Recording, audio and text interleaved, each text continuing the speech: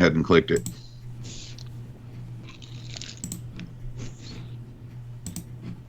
Says we're live right now with excellent stuff going. So.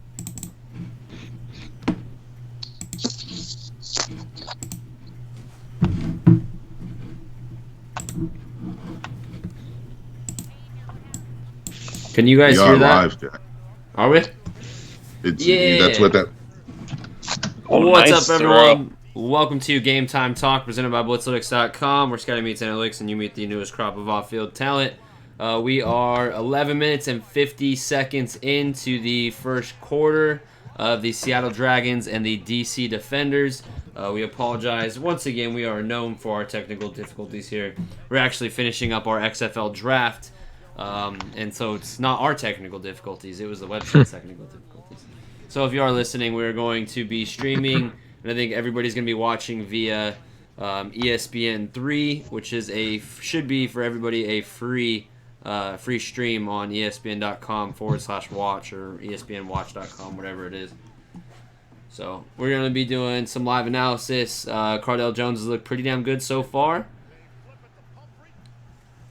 Ooh, big hit to Pumphrey. Huge hit to Darnell Pumphrey. That was massive. Stanley's Mapunga with the big hit. I am here joined with Mr. Roy Countryman and David Connors, our director of XFL, our former director of XFL, and Roy Countryman, and our lead scout, director of scouting, the scouting. It's like, God damn, he got hit twice right there. Yeah. That was gnarly. I'm glad he's still alive.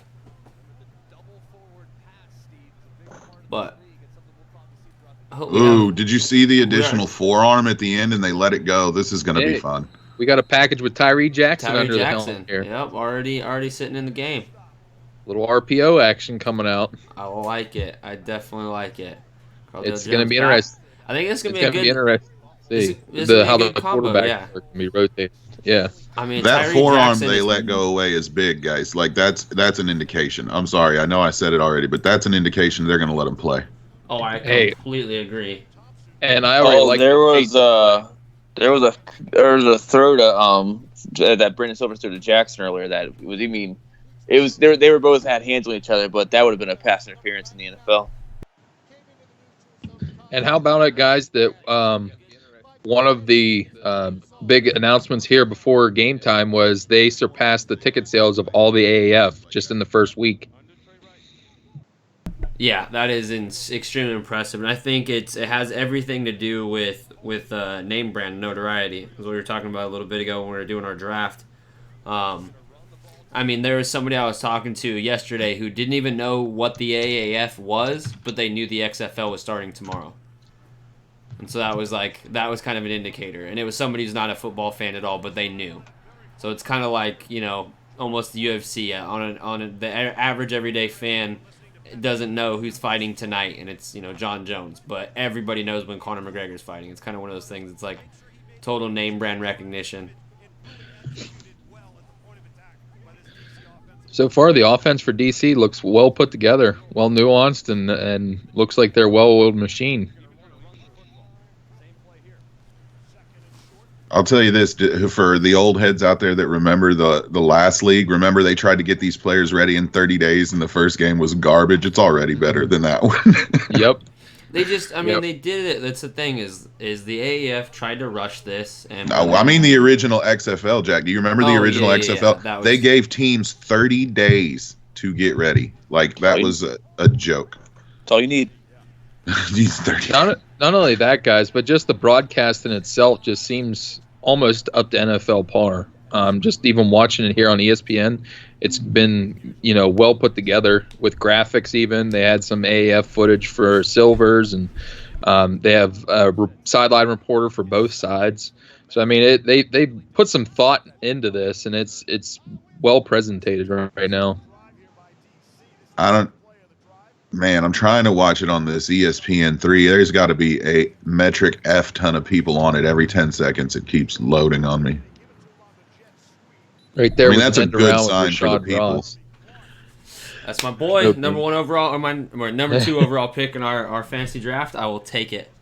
Yeah, Yeah, my boy Gardner for Seattle looked pretty good in the first drive. Hey, Roy, so how many people did I take that don't actually belong on a team right now? How bad is that's bad, isn't Right it? now, right now, I'm not gonna hold that against you because everything that went down. We literally, for everybody listening, I had to go to an Excel sheet. So, Hey, Roy, yeah, I told him and you missed it because you weren't in that chat. My last two picks are going to be Andrew Luck and Antonio Brown. On the off chance Just it happens, you guys are done. that's Done. true. That's very true. There we had a pass way wide on second down and long. I think our audio is a little low on our live stream, so I'm gonna turn that up a little bit. Yeah, you had a tight end, and I think Rob took a guy that was cut just recently. Stacey Collie. I took Stacey Yep. Collie. So, and Lamar, if you're in here, you need to you took somebody that was already selected in round 11. So I took your one pick from round 12 and put him in 11. You need to make your pick. We're doing great. We're in it, guys. Even though the first, wow, good coverage. Great coverage. Very good coverage. Nick Temple from Temple. He's a little short, but man, is that guy a fire plug. I'm not gonna lie, I gotta agree with Rob. These Dragon unis are kind of growing on me. Yeah, Like they both are. They look good. Like this looks like a legit game. Like the Yeah. AAF we were talking about, like, oh, they look pretty okay. You know, they're better than I thought they were gonna. These look legit on field right now. all I gotta say is I can't wait for the first touchdown because I want to see this action of the First 1, points, 2, or 3. Yeah, first Tyler- points in the Tyler XFL. XFL's clearly leading my- scorer, Matt Rousa. Write it down, folks. My stream's on like an absurd delay compared to what you guys are. Can you guys screen share what you guys are seeing? I'm behind like by a few minutes apparently. I got you. Thank you. You see it? that coach right now, Pep Hamilton with Cardale Jones. Yeah, though I literally on my stream I just saw that throw that went wide right. I'm telling you, there are a lot of people watching this right now on this because it is slow. Make sure you check out allblitzalytics.com for all your XFL needs. As David has been throwing it out the last couple days, previews, game recaps. We have a special Player of the Week article. It's going to be coming out. Daily fantasy. I mean, this is going to be stacked, people. So Here we go. love the kickoffs. So far, the first one was fun. This is so different. That's know, what I but like love about it. it. They really stuck their neck out there. Well, if you learned anything from the first round of XFL, there's going to be 2 or 3 things. Like, they're innovative enough that the NFL is watching this. They'll pull 2 or 3 things in the next year or two. Oh, for sure. The Sky Cam from XFL was life-changing in the sport. And why would you not implement this if it's going to save health and, boost the amount of kick returns we're going to see? Right? Because if you Yeah. get through that first line, bro, You're gone. Yeah, it's over. You're taking it to the house. I honestly really like this.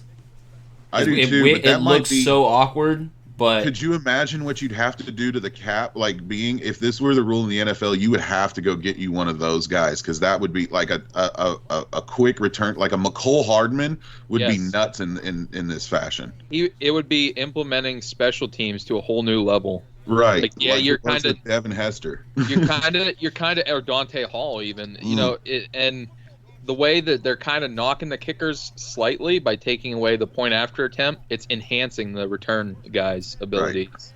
So I don't know. I'll take that trade off every day of the week. Oh, we got Pharaoh sighting. Yeah, the captain for the Dragons, Kenneth Farrow. oh, Rob, Yes, sir. we got to do a power pick'ems for the XFL. Ooh. We've got it all wired up and everything. So all right, after this game, I'll have to start putting that together. For sure. This is going to be our tester, Mm-hmm. There you go. and we only have 4 games a week anyways, so it's perfect. Yes, sir. Oh yes. Yeah, I think guys, we're not going to start doing fantasy like points until week 2 for our league. You just say that because you already see Ross going off. Well, okay, well we can count. I have no problem. No, here's Jake what we do. We'll scores just do about best 2. ball. Week 1 best ball, and then week 2 standard. Start Yeah. standard. So All good right. luck. I hope you drafted great early, because best ball right now, baby.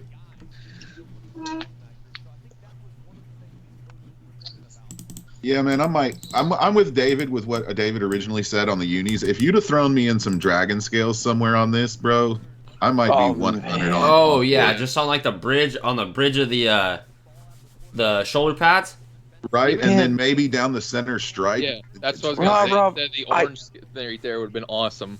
or I in the literally or just got acceptance with that, man. Why bring that back up? What Because I about think what if I they did think it in they're the that away numbers? from being NFL level. Like, What if they yeah, did it like in the in the numbers and then the numbers. stripe, the orange stripe up top, just the scale, like kind of Yeah. that would have been dope. Yeah. There's my boy Brandon Silvers. Let's go. Did you take him in the fantasy league? Yes, I did. Hmm. I took him only because Jake. David already took the other guys, him and Jake. I wanted to throw in Samoan. I know, I did too. Show up late to a draft, don't get your guy. What kind of mess is that? That was a nice throw.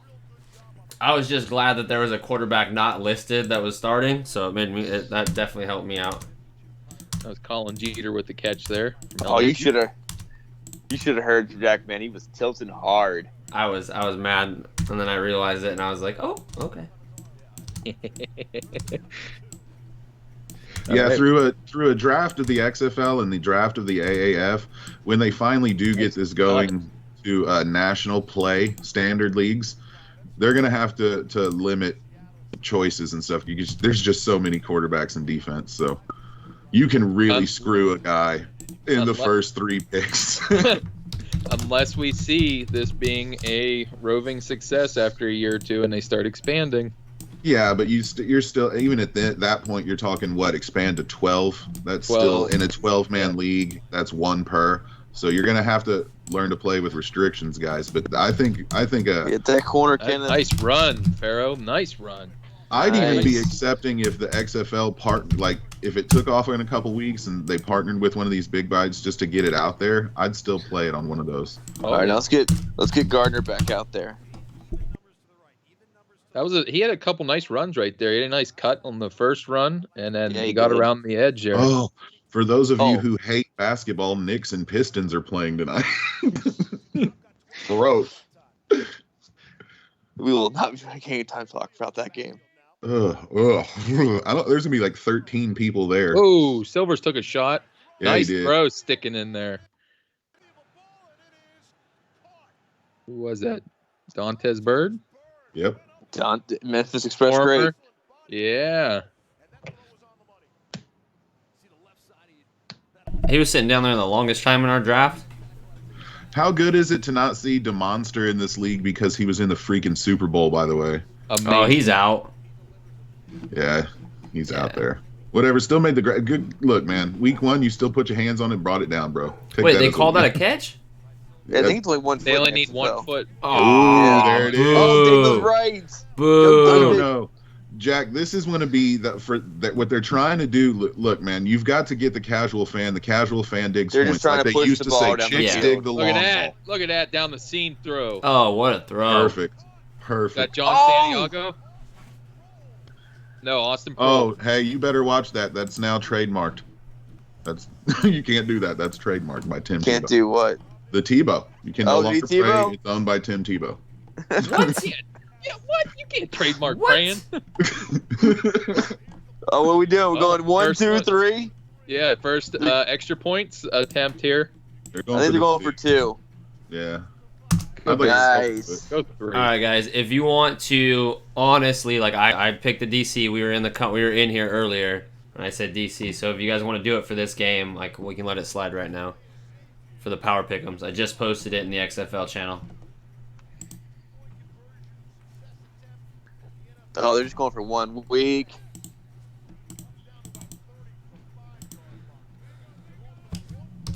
Silvers. Oh. Picked it off too. Nice. Nope, called it incomplete. What?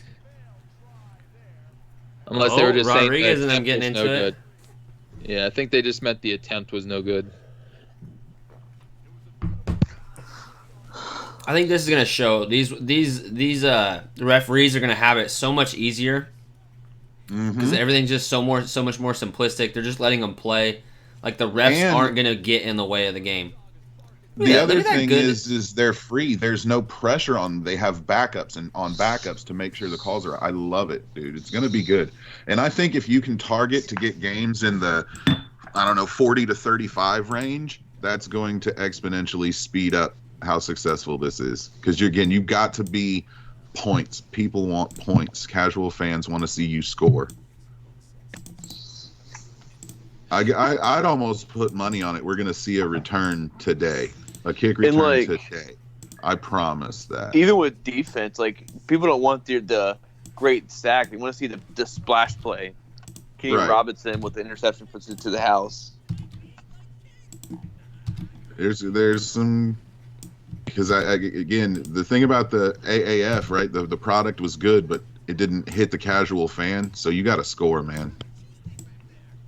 It's true. I think the second matchup for the day is going to be quite interesting as well with LA and Houston.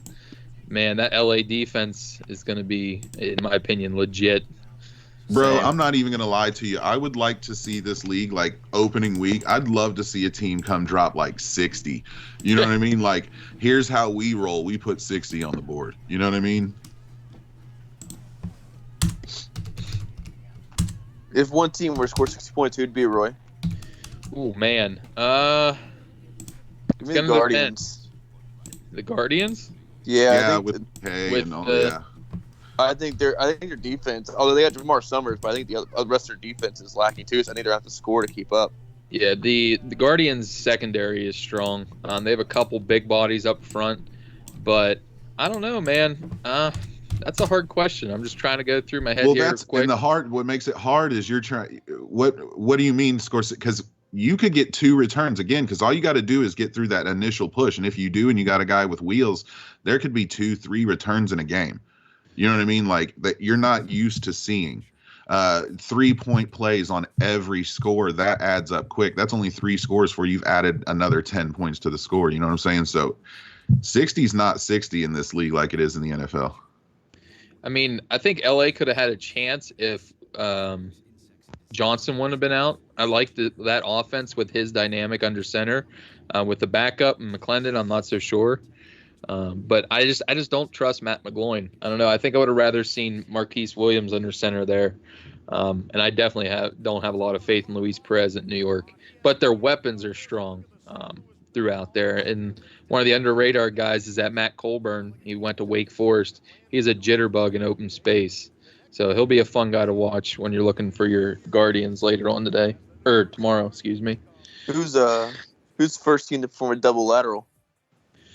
Ooh, I'm gonna probably You're gonna say see it in Tampa this Bay. game, man. You're Really? gonna see it in this game. I think towards the fourth quarter, you'll see them trying to start playing with the rules, especially the losing team, just because what do you have to lose, right? And figure it out for next week. So I think you could see some crazy shit in like the fourth quarter here, Yeah. just to play with the rules to kind of get a feeling of what it's going to be like moving forward.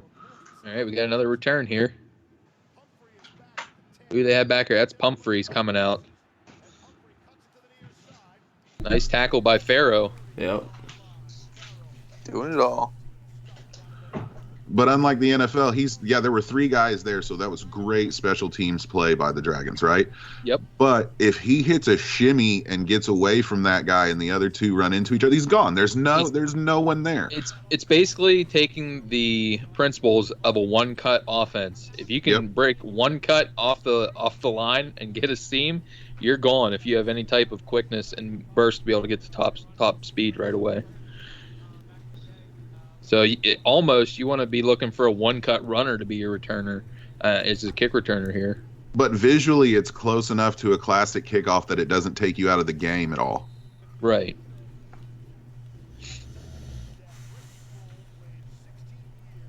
Big fan of the kickoff so far. Replay like it. is Silver's. When I read it, it did not make any sense to me. Now seeing it, I like it, Right. and it does seem like it is going to be so much safer. Right. I like it better than that 4th down and 25 thing they tried in the Pro Bowl. Yeah. That was That doesn't garbage. work. That's Oop. Jones is panicking. pocket collapse, rolls out. Way Throws it too up. far back. Yeah. Nothing. That'll be a sack in week 2 or week 3 that Yep. you'll regret going backwards for. But we can obviously already see that the offensive line play is vastly better than what it was in the AAF in week 1. Yeah, no Berkovici's yet. No Berkovici's getting separated from himself. Oh, that was good coverage. More That than guy anything. hit his soul out of his body, and Berkovici met himself that day. It's going to be PJ Walker when he meets Sean Oakman today. Or tomorrow. Oh, Or no, it is today. that's today. Dude, That's you know our what I wish they afternoon do matchup. since ESPN Got a scramble drill here. 9-yard gain or so. I wish they would bring back NFL prime time for the XFL. Call it XFL prime time. Do the big hit show. Do everything. I don't know if you can get Boomer out of retirement for the XFL though. Pay him a buttload of money, dude. I want to see Boom make the call. Come on. That guy picked San Francisco and Buffalo to make a Super Bowl every year for like 15 years. That guy. Gonna be right one time. Mhm. I don't know. Presley. Nice. Hey, dude. Nice Berman, man, start eating better, bro. The Bills are getting good. San Francisco's dominant. It's gonna happen, bro. It's gonna happen. Yeah, I know. Order the salad next time, my man, because I want you to be around for that.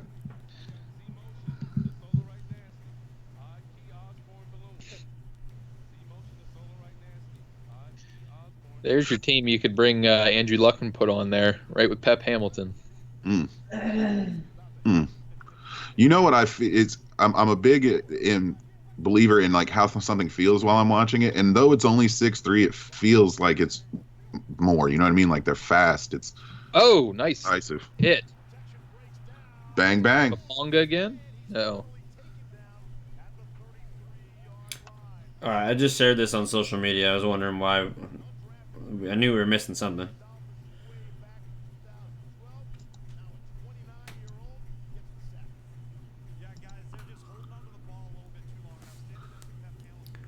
Oh, he had him down the seam.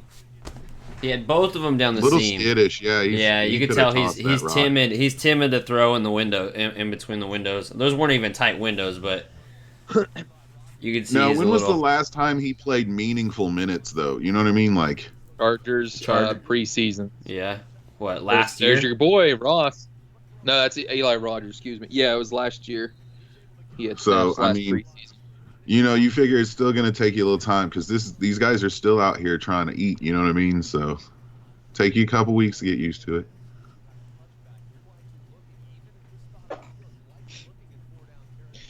They're really spreading it out this drive for DC.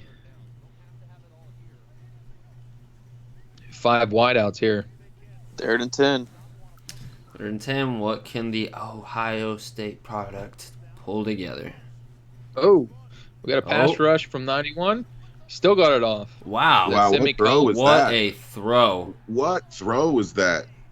That Ross? He was running. He had it tucked like away. He had it tucked away in his 2-3. left hand, threw it back to his right. Watch this. Nice. Wow. That was very impressive by Cardell Jones. That was like the longest shovel pass I've ever seen.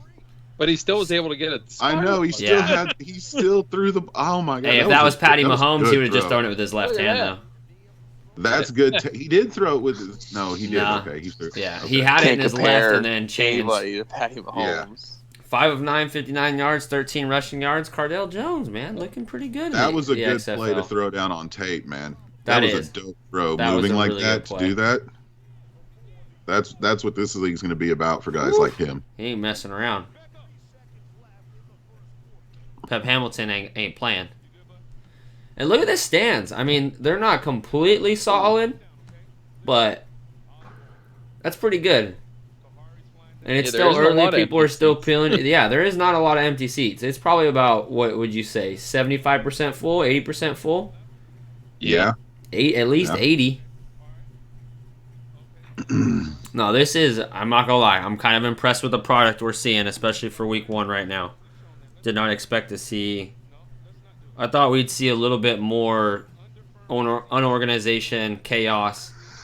The XFL, again, did it right. I remember when we were kind of like shunning this league and not wanting to accept it. When we finally came around to accepting that like this was gonna hopefully learn from what the AAF did wrong. and it's looking This like is they the did it moment right. I was waiting on, though, because I was in camp. I need to see when it actually hits who has control. Is it Oliver or is it Vince? And it's clear now that it's Oliver. Like already, Yeah. it's clear that Oliver Luck is running this, and Vince is just you do your thing. Yeah, but that's the thing though is he still has Vince's business Ooh, play action approach. pass. Right. Oh, shook the tackle. Yes, he Cardell did. Jones with a Wow. nice throw to the tight end downfield. Yeah, you can see Cardell's confidence growing with every play. Yeah, it is. You can just see a look of conviction in his eye as every pass he completes. Yeah, he went from being real shaky even just a few minutes ago. Now he's seeing like he's poised. Yeah. So I'm on Twitter right now, and Zach Moore's talking about the XFL, and he brings up a good question here. He says, I like the XFL giving us mics on the coaches and QBs, then relaying that information to us in real time, but what rule do they have that stops the opponent from having someone on staff listening into the broadcast? I mean, I feel like the pace in general is too fast to kind of like really utilize that information right away. But at halftime, they definitely could. Like, Start taking right, advantage of it. that's where I'm going with it. I think halftime adjustments like crazy if that's you know what I mean. Just like have a dude watch the first half and then come in and tell you what's up. So this is what that. Okay, now let's make our adjustments. Do you really think somebody's gonna go to that distance just Two words for for you: I don't Houston know. Astros, Roy. Yeah, It is. I know. But I don't know. With these guys that are playing for their lives on the line, I don't know if they're gonna be. Maybe I'm just naive, but I don't know. I think they could spend their time better elsewhere. But it's one thing, like, so maybe the mic picks up the guy saying, "Oh man, the DBs are falling on this play. If we do this, then we can go over the top, right?" So if you hear that, you go in and you're like, "They see this. If you do this, I'm gonna put my foot up your ass." You know what I mean? Like, it's kind of like it's gonna be small things like that. Well, I mean, could happen. Could definitely happen. But I would do it. St. Louis, if you're listening, I volunteer to do that for you.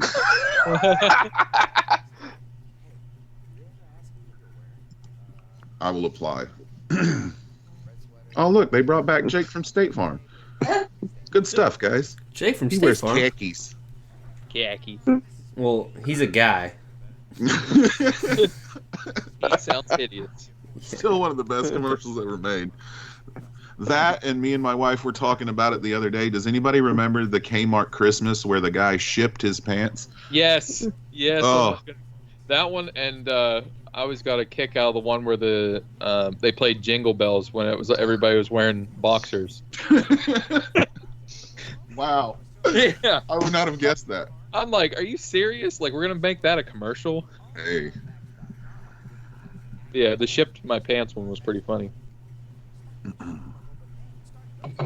Did anybody have a favorite Super Bowl halftime commercial?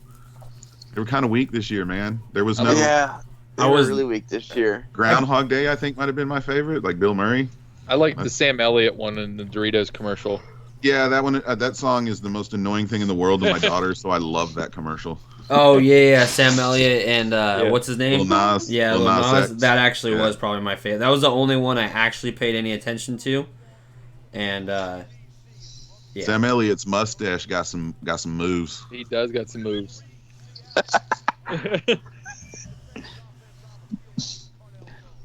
The game started and everybody gave up on the draft. By the way, guys, Alex is like, "What happened to the draft? We still have 2 rounds." There's football on. I know everybody, and good at that, right? Like if it'd been slow and crap, we probably would have finished. But now everybody's just watching the game. Yeah. There's no time to draft when there's football. Look at that, breaking the pocket, and he Taking protects off himself running? with his scram. And it's Oh, you Anybody- coulda got that Can first anybody down. give Go me ahead a first. guess of the amount of flags that have been thrown? It It feels like 0. next to none. No, there was there was a false start and Yeah, offsides. false start. Yeah, So I think one so far, 1 or 2. that's awesome, dude. They're sitting on them flags, bro. But even at that, those are like egregious. They're not like during Right. the No confines of a ticky-tack. play. Yeah. Man, I forget what a big boy Cordell Jones is. So I see him in the pads.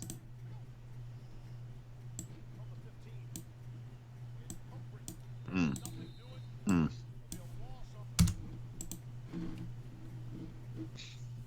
Oh no! I was like, what happened? Oh, Oh no. it's back. Hey, no, what am I going to do? Crisis averted. All right, 3rd and 1 here. We're inside the yard line here. All right. Let's Oh, Joel he Presley fumbled. get touchdown. Oh, No, don't fumble. Fumble and exchange. fumble on the RPO or the read option.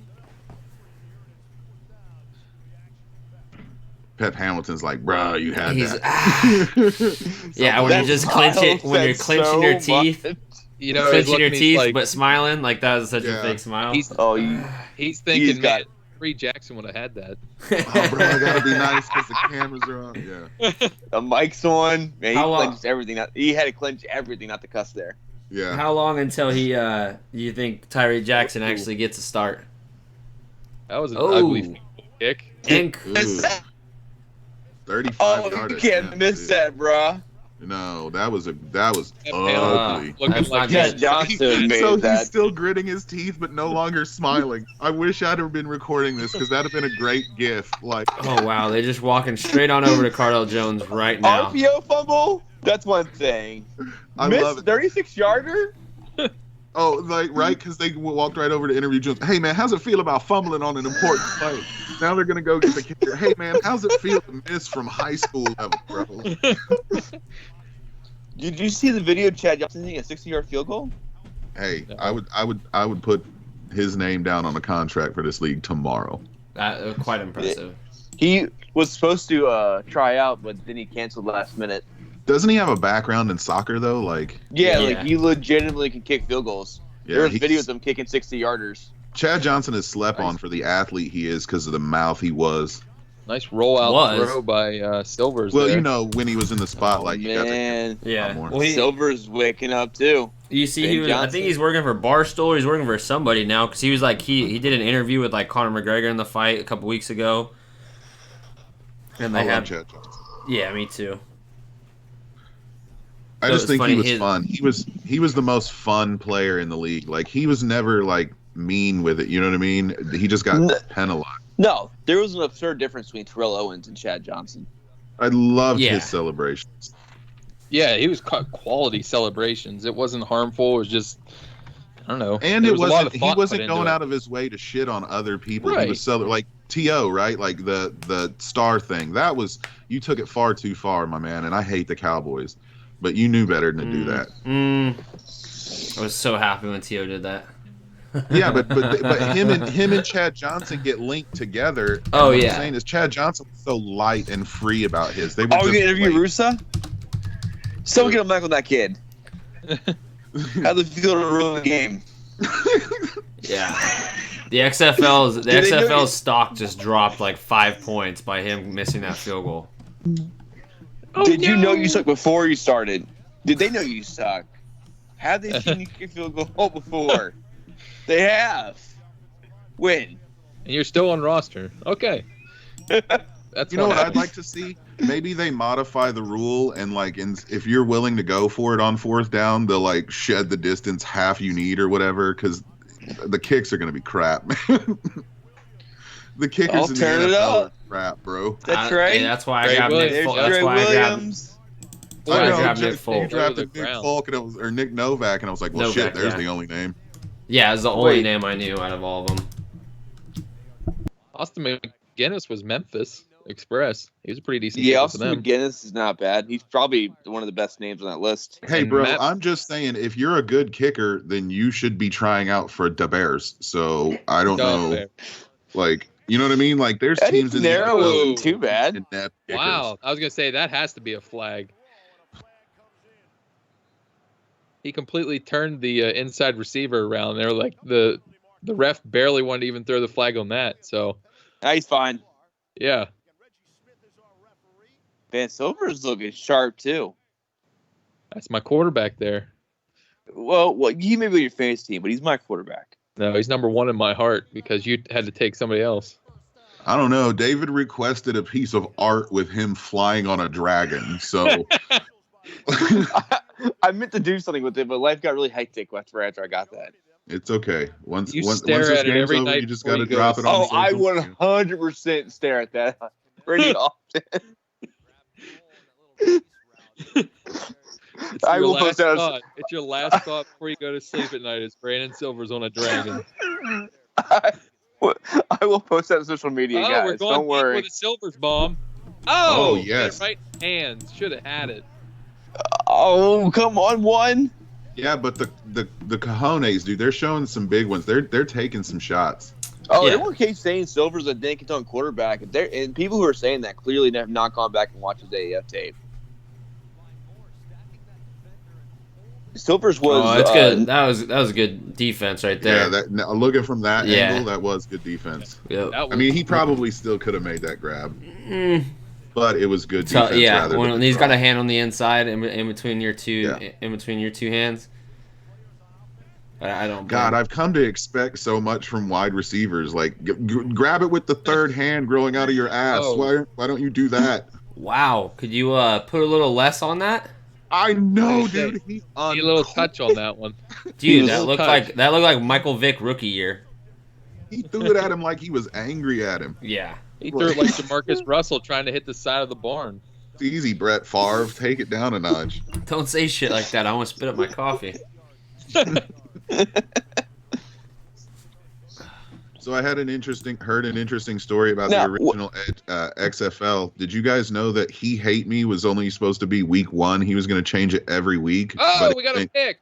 Oh, Oh, that's right What a to him. pick. Double yeah, cover. that was an UGG throw. Raheem Moore, He read that too easy. Woo. one of the defenders that has the most NFL Look at that experience. crowd. Yep. That's a nice showing, man. Moore was a great draft pick by them because they got him like the 6th round of that safety draft, or the safety CB draft. They And this stacked guy- up on CBs, and then they got able to get him in the later rounds. Well, and don't forget too, way back in his college days, he was a ball hawk at UCLA. He had 10 interceptions in one season there. So that guy knows how to jump a route. Roy, if I had half the knowledge you Oh. had, He read that so good because Yeah, he he was did. he was heading towards the center of the field and then changed directions. Well, I mean, Silvers just stared him down the entire throw. Yeah. Yeah, And, he pretty much said, "Hey, Raheem Moore." I'm going And right third here. here. I'm going right and here. the one thing you got to remember about Raheem Moore too, Jones with a swing one of the pass. reasons why he fell out of the NFL is he had compartment syndrome in his leg, which basically after the one game he had a contusion that turned into a ailment that almost made him lose his leg. So to work his way back here, even at an advanced age, I believe he's in his late 20s. That's the kind of guy that's still trying to make some money in the NFL with quality plays just like that to get him another ticket to the big show. What are you trying to say about people in their late 20s? Huh? It's not old. Hey, I'm there too. I'm there too. So, yeah, I kind of remember my Prime. late 20s. Prime. Rob's like, I remember when Ron Reagan was president. Yeah, I remember black and white TV. Oh, I do remember like much less athletic football though. That's how old I am. These got to throw with better anticipation as of right now. They're waiting until somebody's open to get rid of it here. Yeah, that's college open isn't the same thing as pro open, even at this level. all right, guys. My picks are in for the for the rest of the power pick'ems. I'm going Wildcats. I'm going Vipers. Get your head in the and game. I'm going Battlehawks. Head is in the game. Every time anyone says Wildcats, it's just I can't help it. Wow. Get your head in the game. Yeah. Where's Corbin Blue coming out? Someone's got to get that. Oh. Thank you, Roy. I Keep should assume ball in the the dirt. boy band would have got that reference. That's right. Don't forget it. High School Musical. I don't know. We're starting to see a little bit of a sloppy play from both sides of the ball. Tyree Jackson's coming in next Yep, series. that's what I'm calling saying. I think so, man. I think You he's they'll going to bounce be back and forth like He's going to be starting think here pretty so. soon. His upside is higher. He's a better athlete. He can do everything that Cardell Jones can, except he can throw it another 50 yards. he just doesn't have the name Cardell has, right? DC was pretty clear on who the starting quarterback is. I wouldn't imagine they're going to be that wishy-washy about it. Now, the Seattle, the BJ Silvers competition was much closer, so I wouldn't be surprised if They go back and It's forth. still early. I mean, we're getting kind of picky here. I mean, it's still early. It's not only just the first half of the first game. I mean, it's the first game overall. Like, but Want to see some more Jaquan Gardner here. We've seen Farrow and Williams now. Let's get back to Gardner. Man, Zorn looks like what it looked like if Pete Carroll and Bill Belichick had a kid. That is that was a horrible thought, David. yeah, thanks. Oh man. My brain has just washed itself of everything trying to delete that, and it's the only thing that stayed. I remember nothing but that now. Thank you. Hey, we all know what he would look like coming out if he swallowed in a hoodie.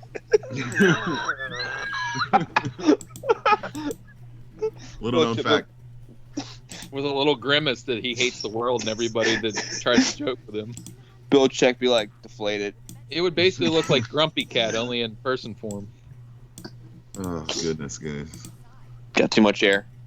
I'll tell you what, it's a good thing to see those ESPN graphics. You don't invest in those kind of quality graphics unless you believe.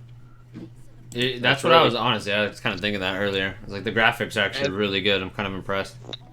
And not cheap. As a guy that does it, not cheap. So you invested heavily. I think that's one of the things too you can see with all the preparation here. You can see whenever people were saying and the reports are coming out that McMahon has it funded for 3 years.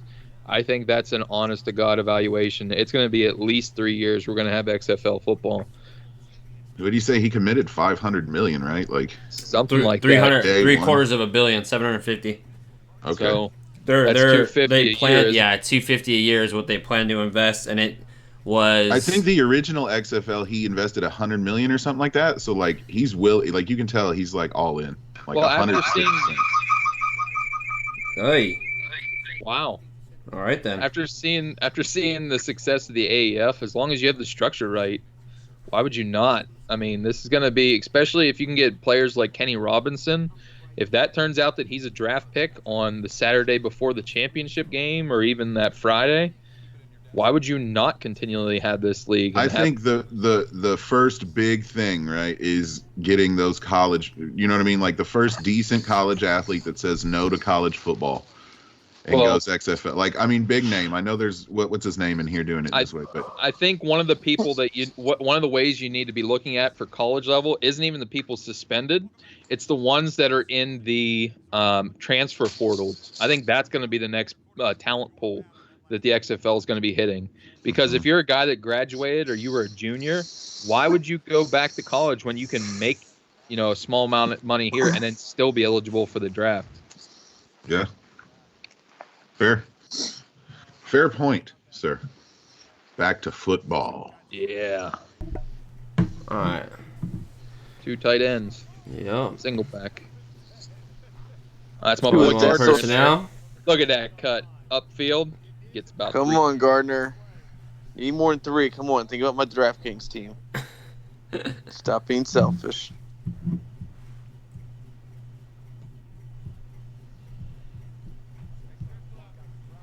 Roy, did you happen to watch the Dominic Reyes film that I posted?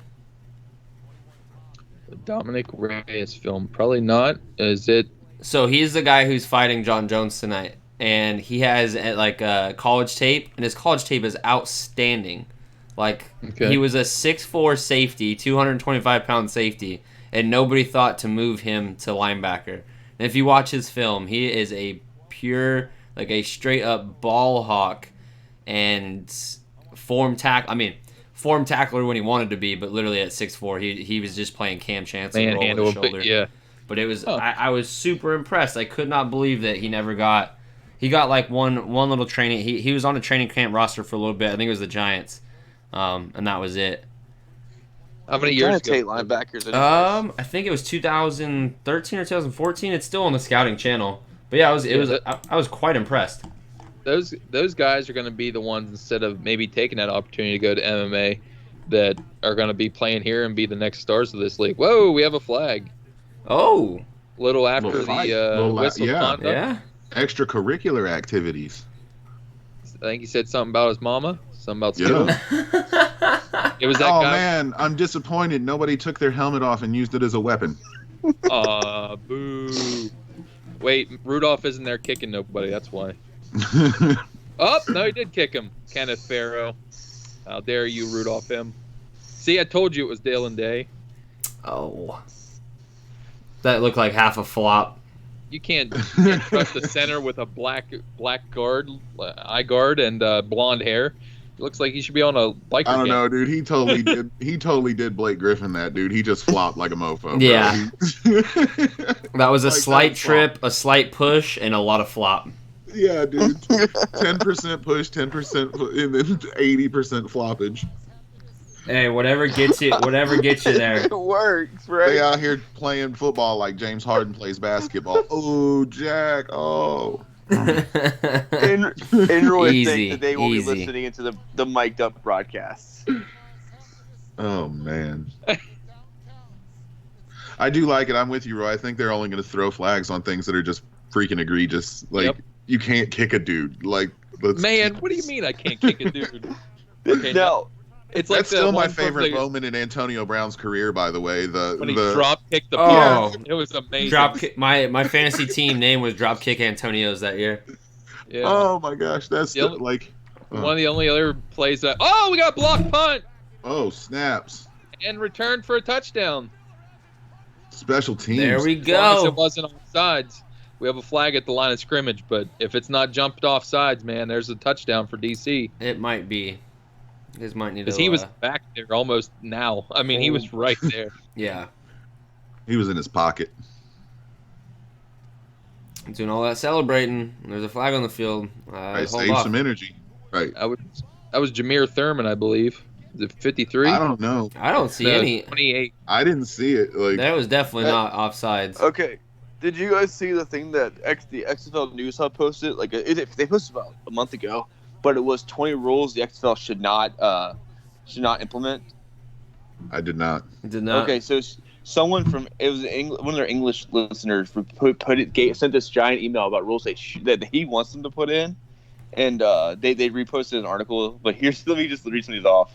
All right, 1. Kill the pass interference, which also means receivers can assault defensive players trying to pass interference. Hang on, they get better. You can attack guys when they are down after the play is over, but you can also get a couple of shots in after. Oh my god. Oh, looky here. We got Tyree Jackson in for the 2-point conversion. Oh. If you want to take off your helmet, sorry, hang Is it on. gonna be a draw? Yep. Quarterback Oh, draw. he got eliminated there. No way. Yeah, Yeah. he did. That wasn't even close. Sit down. I did call son. the play. Keep your draw, baby. Sit down. All right. If you want to take off the helmet for extra firepower, go for it. Remember, you cannot put it back on until the play is over. Oh. Return of scrambling for the football instead of the coin toss. If you get into a fight, you'll be benched for 2 minutes. But if you lose the fight, you get 5 minutes. That's like a hockey rule, ain't it? Like, You're like gonna a be a little box they're gonna NHL. sit in? Yeah. Ref ball. Hey, dude, I'm for adding a penalty box to the XFL at bringing a little bit of hockey. I'm good with that. As long as it's not on a booger cart, we're good. Oh, yeah. Oh man. The ref ball. Leave my You may- boy Booger out of it. Mhm. You may bribe the refs in order to get the calls turned. Wrestling moves can be used. Not at that salary. They can't bribe nobody. Yeah. I will give you $5 and a plate of these buffalo It'll chicken be nacho like- fries. It'll be like cheeseburger Eddie, fries at Superstar. I got all the cheeseburgers you need. A failed coach challenge will result in loss of down, but you can only challenge an unlimited number of times. Deflated Is there balls. Yeah, what is the right. challenge system, by the way, in the XFL? There isn't one. They didn't give coaches any challenges. They said that the refs have so many like people watching the refs and they're watching those refs that if there is a mistake, there's a miscall that that it can be challenged by the refs and gotten right. That they're going to get it right. Right. Okay, I got you. Deflated balls are allowed, but you must inform the refs first. In the ball replaced at the end of the play. You can steal signs, but you can only do it for 3 plays per game. And if you get caught, 11-star players get ejected and suspended for 2 games. This is ridiculous. It really is. Audibles where you can take out a ref is legal. Audibles where you take out the QB is also a fair game. If fans start throwing garbage on the field, then you can go up Don't die on and me. teach them a lesson. I feel like we're giving this person the clout they don't deserve. And this is why there isn't football over in the UK. Right. Yeah. On Twitter, just to let you know, XFL is blowing up. You're looking at trending topics being the XFL, Cardell Jones, Tyree Jackson. He Hate Me is actually trending. Welcome back. He Hate Me. Smart. Welcome back to the, this I wonder if we could get him on a pod. I would love to get Rod Smart on a pod, bro. That would be awesome. If you're out there, Rod, let's do this. Join Again, our broadcast. I don't know if you got to hear me, but again, He Hate Me was only a 1-week thing. Like, he was going to change it every single week, but back then it went viral for back then. I don't know how the hell you managed that, but so it stuck. But he was going to end up changing his nickname every single week. Well, it was the greatest nickname, I think, ever. Bro, I should go. Football. I need to go find a He Hate Me jersey. I need somebody to make that for me, bro. Like, I need that. You can still buy them on eBay. I need that one in the collection. Yeah. Well, their Demons jersey was like all black with like a little bit of like red highlights in it. It wouldn't be that hard to like find a site, like a jersey site, and custom make it. Right. Need it. If landmines weren't fatal, I'd throw those in there too. Oh, we got a kick return here. Oh, Turf Monster ate his heels. Oh, Kean Reynolds had some space there off the left side. Yeah, he knew it too. He punched the field for making him slide. Turf Monster, how dare you? How dare you? He's always undefeated. I think that was Elijah Campbell that blocked the punt. Who's the best player in the league right now? Ooh, Mikhail McKay. Mikhail McKay. I still don't know how he wasn't on the Eagles roster at the end of the year. They couldn't get him. That's true. Yeah, he did sign his contract with the XFL. I posted my predictions article. Mikhail McKay is my offensive player of the year. I'm right there with you, David. That guy's going to blow up if they give him a chance. And I'll actually, I want to throw a little bit of spotlight at the receiver here. I forget. He was on, I believe it was Seattle, and then he got cut, and he's on another team now. He's now with DC, and we haven't seen him yet, but Jalen Rowell, he was named Robinette. He went to Air Force. That guy is huge and has length. I'd love to see him get some catches and a little bit of good tape put out there. He's going to be a dynamic receiver if he gets an opportunity.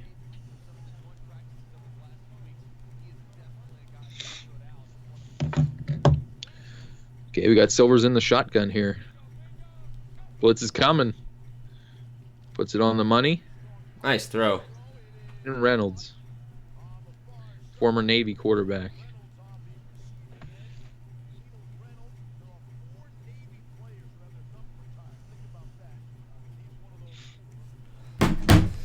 All right, Kean Reynolds, Navy.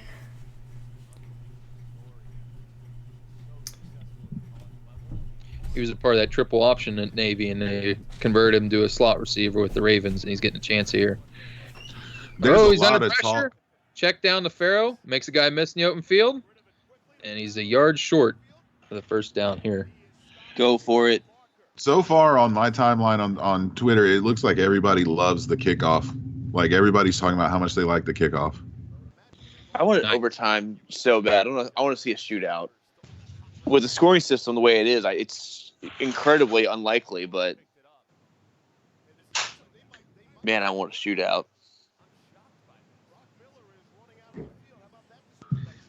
I think we're going to have to get accustomed to some of the scores that we're going to wind up with, since you had the 1, 2, and 3 points after touchdowns and different things like that. You might have some awkward final scores the first few weeks till we get accustomed. Are you punting on this? Yep, he's punting. Brock Miller out.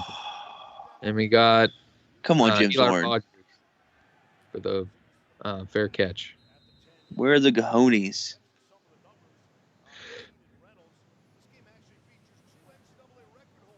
There we get a look of Keenan Reynolds as the option quarterback. He's a menace in the open field. Somewhat similar to a draft prospect this year in Malcolm Perry. There's Pumphrey from San Diego State.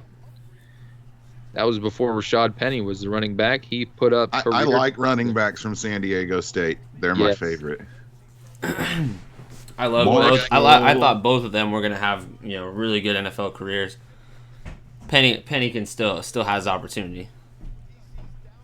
Here we got Pumphrey motioning back into the backfield, right beside Jones. Wasn't Pumphrey on the Eagles roster not that long ago?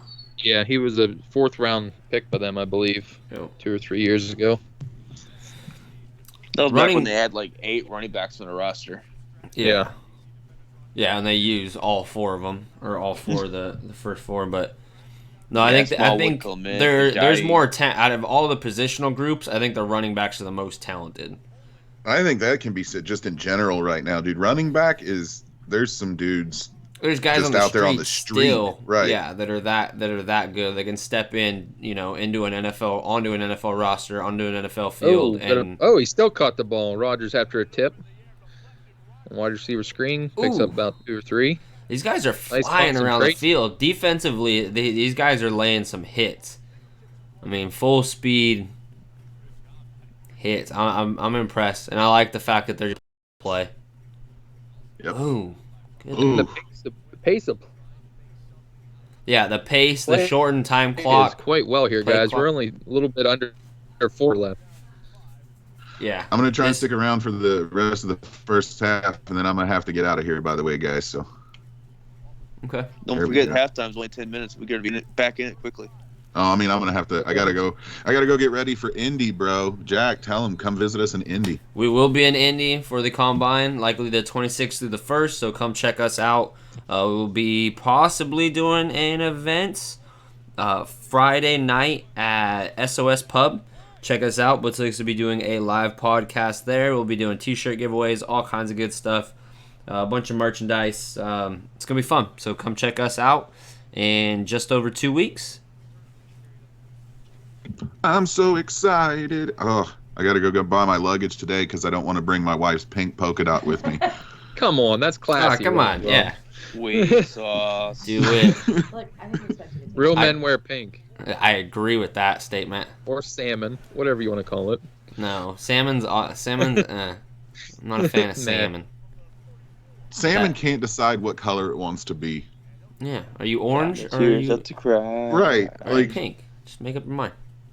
Anyways, I'm sure listeners do not give a shit about the color salmon. So I'm sure somebody out there does. We appeal to everyone, sir. I do want to say before I get out of here, I will be turning in the Pick 6. We finally got a new one recorded. I'll be turning that in tonight. So it was a fun one, right, guys? It was excellent. And we're not going to spoil what the topic was, but it was definitely a gut buster. Oh, let David spoil it. He came up Go with it. ahead, David. Oh, I can What do we spoil do on it? Pick 6? Yeah. All right.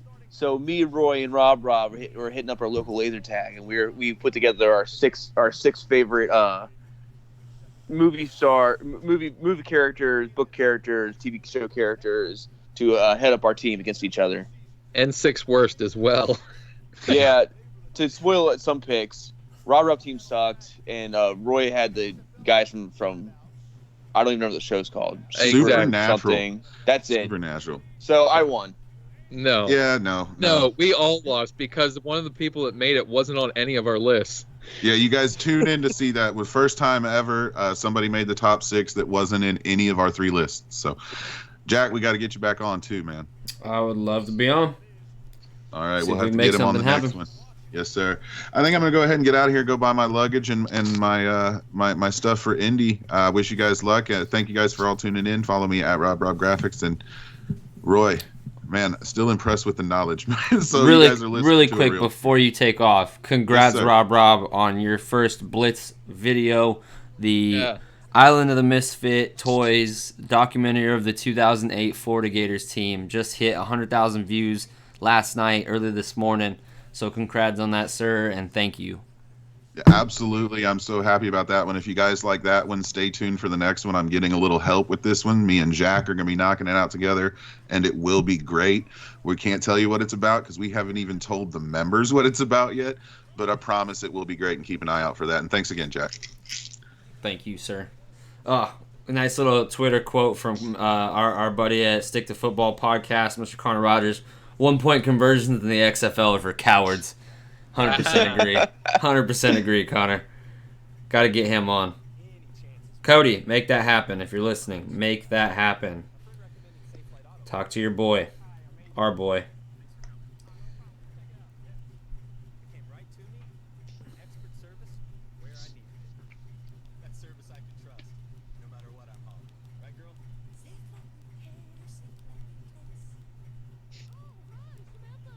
I think all the odds these games were over under 49.5 points or close to it.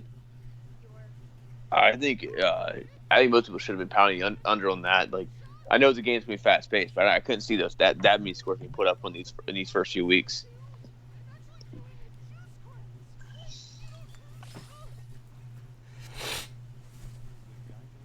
I wonder if some of these commercials are specifically tailored just to the XFL, starting just like how they do the Super Bowl.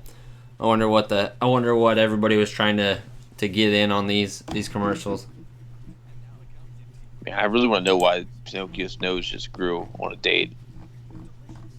He was explaining about it was like a professional headshot, and because he named his name Pinocchio, and he kept lying.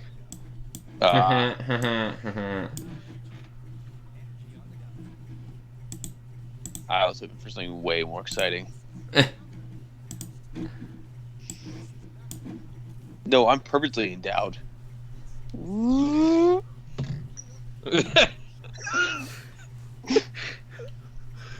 Wow.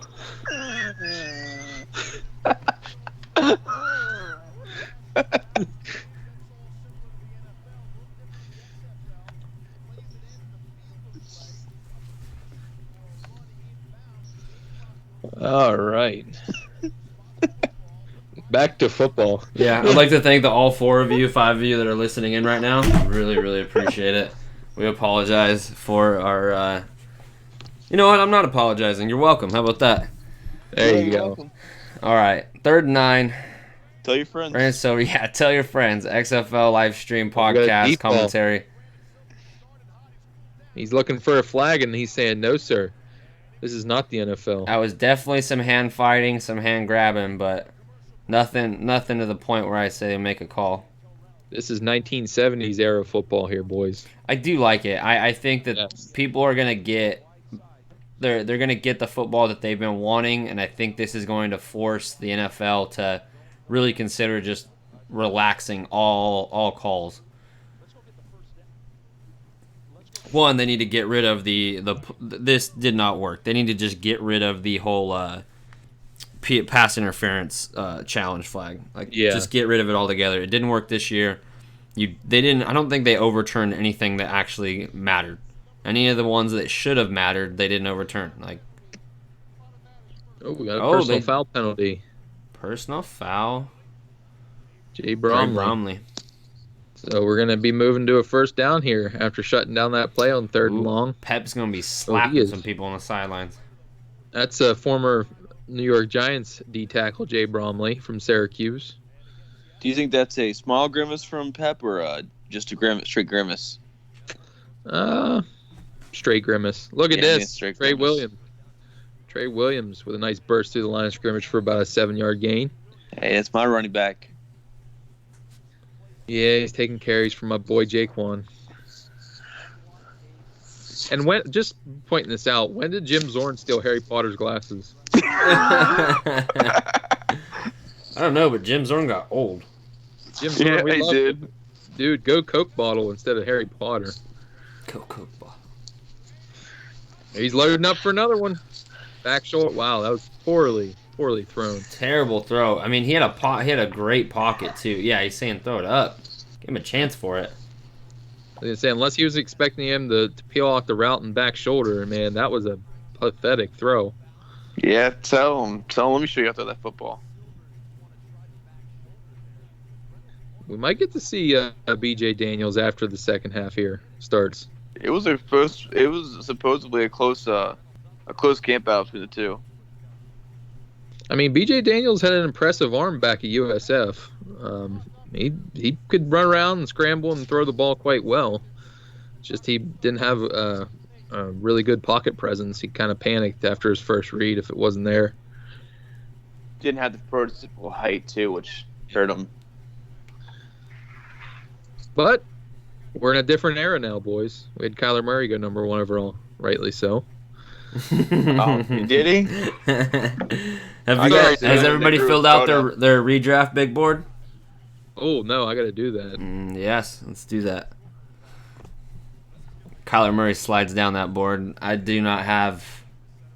I was told I was quite disrespectful to Daniel Jones, but I rewatched the film. I have to bring him up. He made some great passes, great throws this year, but he showed sparks. Yeah, we got a screen pass. Oh, nice open field tackle. Oh man, Jonathan Massaquoi. Oh, it was not good blocking by the interior. Looks like Jim Zorn might be going for it here. Might as well. I mean, I don't even know why the offense has not moved the ball since like the first 2 drives. The DC defense is tightening up. Yeah, it is. It's a lot of good open field tackling and a lot of very questionable pass defense. Throws. Yeah, the downfield throw. Well, it's just basically been the. I mean, they've been blanketing them. Like I said, it's they're towing the line with pass interference right here, seeing what they can get away with. Reynolds telling Silvers, just throw the ball to me, not to the dirt, and we might have a chance here. Huh.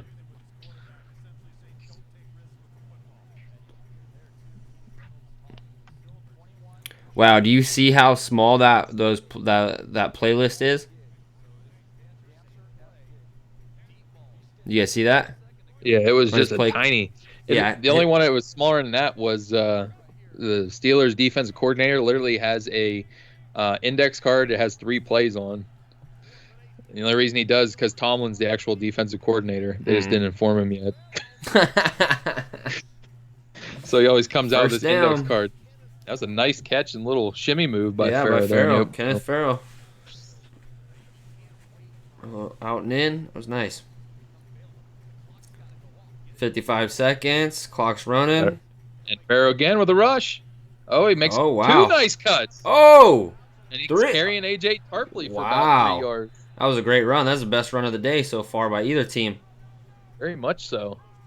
You can see his talent in the open field. Couple nice cuts and dragging tacklers. Whoop. Made 3 defenders miss and drug another 3 or 4 yards. Great run by Farrow. That stable running backs in Seattle is hard to be matched. Why is Seattle taking their sweet time here? Oh, Trey Williams. Trey Williams with a touchdown. After catching it.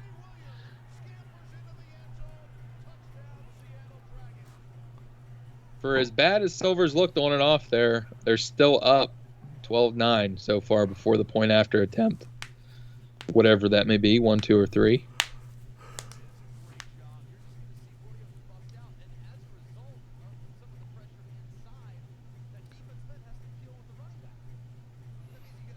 Sam Montgomery's over pursued there. Over pursued and he threw himself off balance by trying to push more than anything.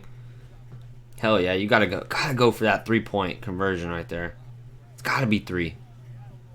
Yeah, they're going for a 1 point here. Come on, what? Jim. Come on. I get it. You're trying to put it over, more than a field goal away. He's open. Their team is open. There you go. He still got Keenan Reynolds for the 1.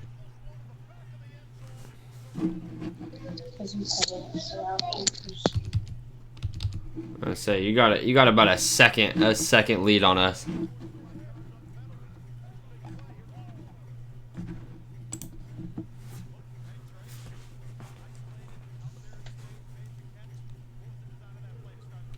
That was a heck of a grab by Williams. Getting it upfield. His balance is ridiculous here. To be able to stop, spin, and still get upfield. He was another guy that was his height was held against him coming out of Texas A&M because he was a quality runner down there.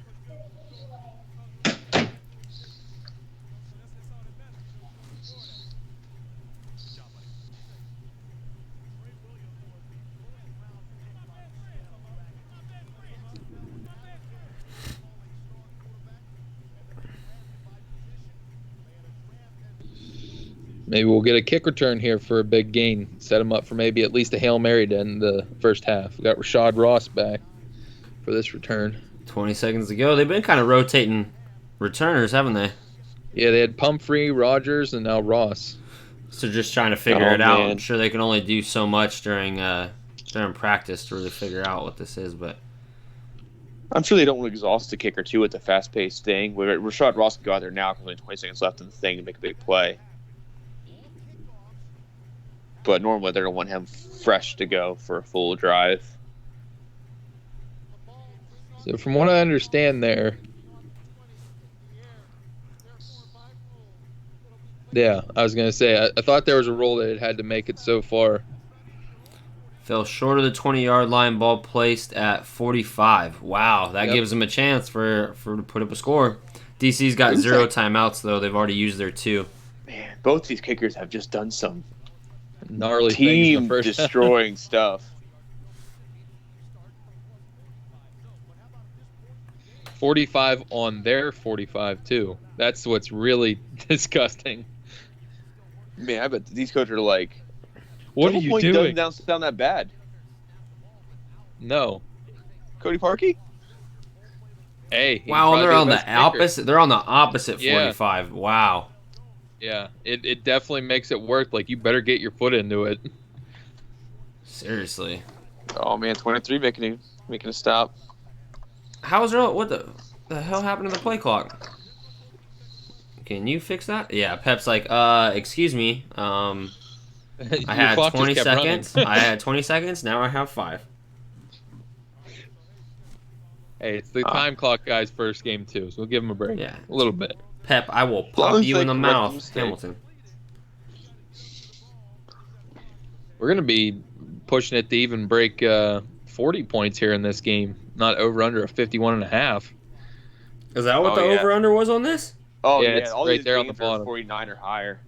Oh yeah, I see it. If I were a betting man, I would have pounding the under all 4 games. Oh right. There's still time, fellas, for the other 3 games. There's still time. Especially since the clock takes the entire time until 2 minutes. There's no it's going to be a challenge to get those high scoring affairs like that.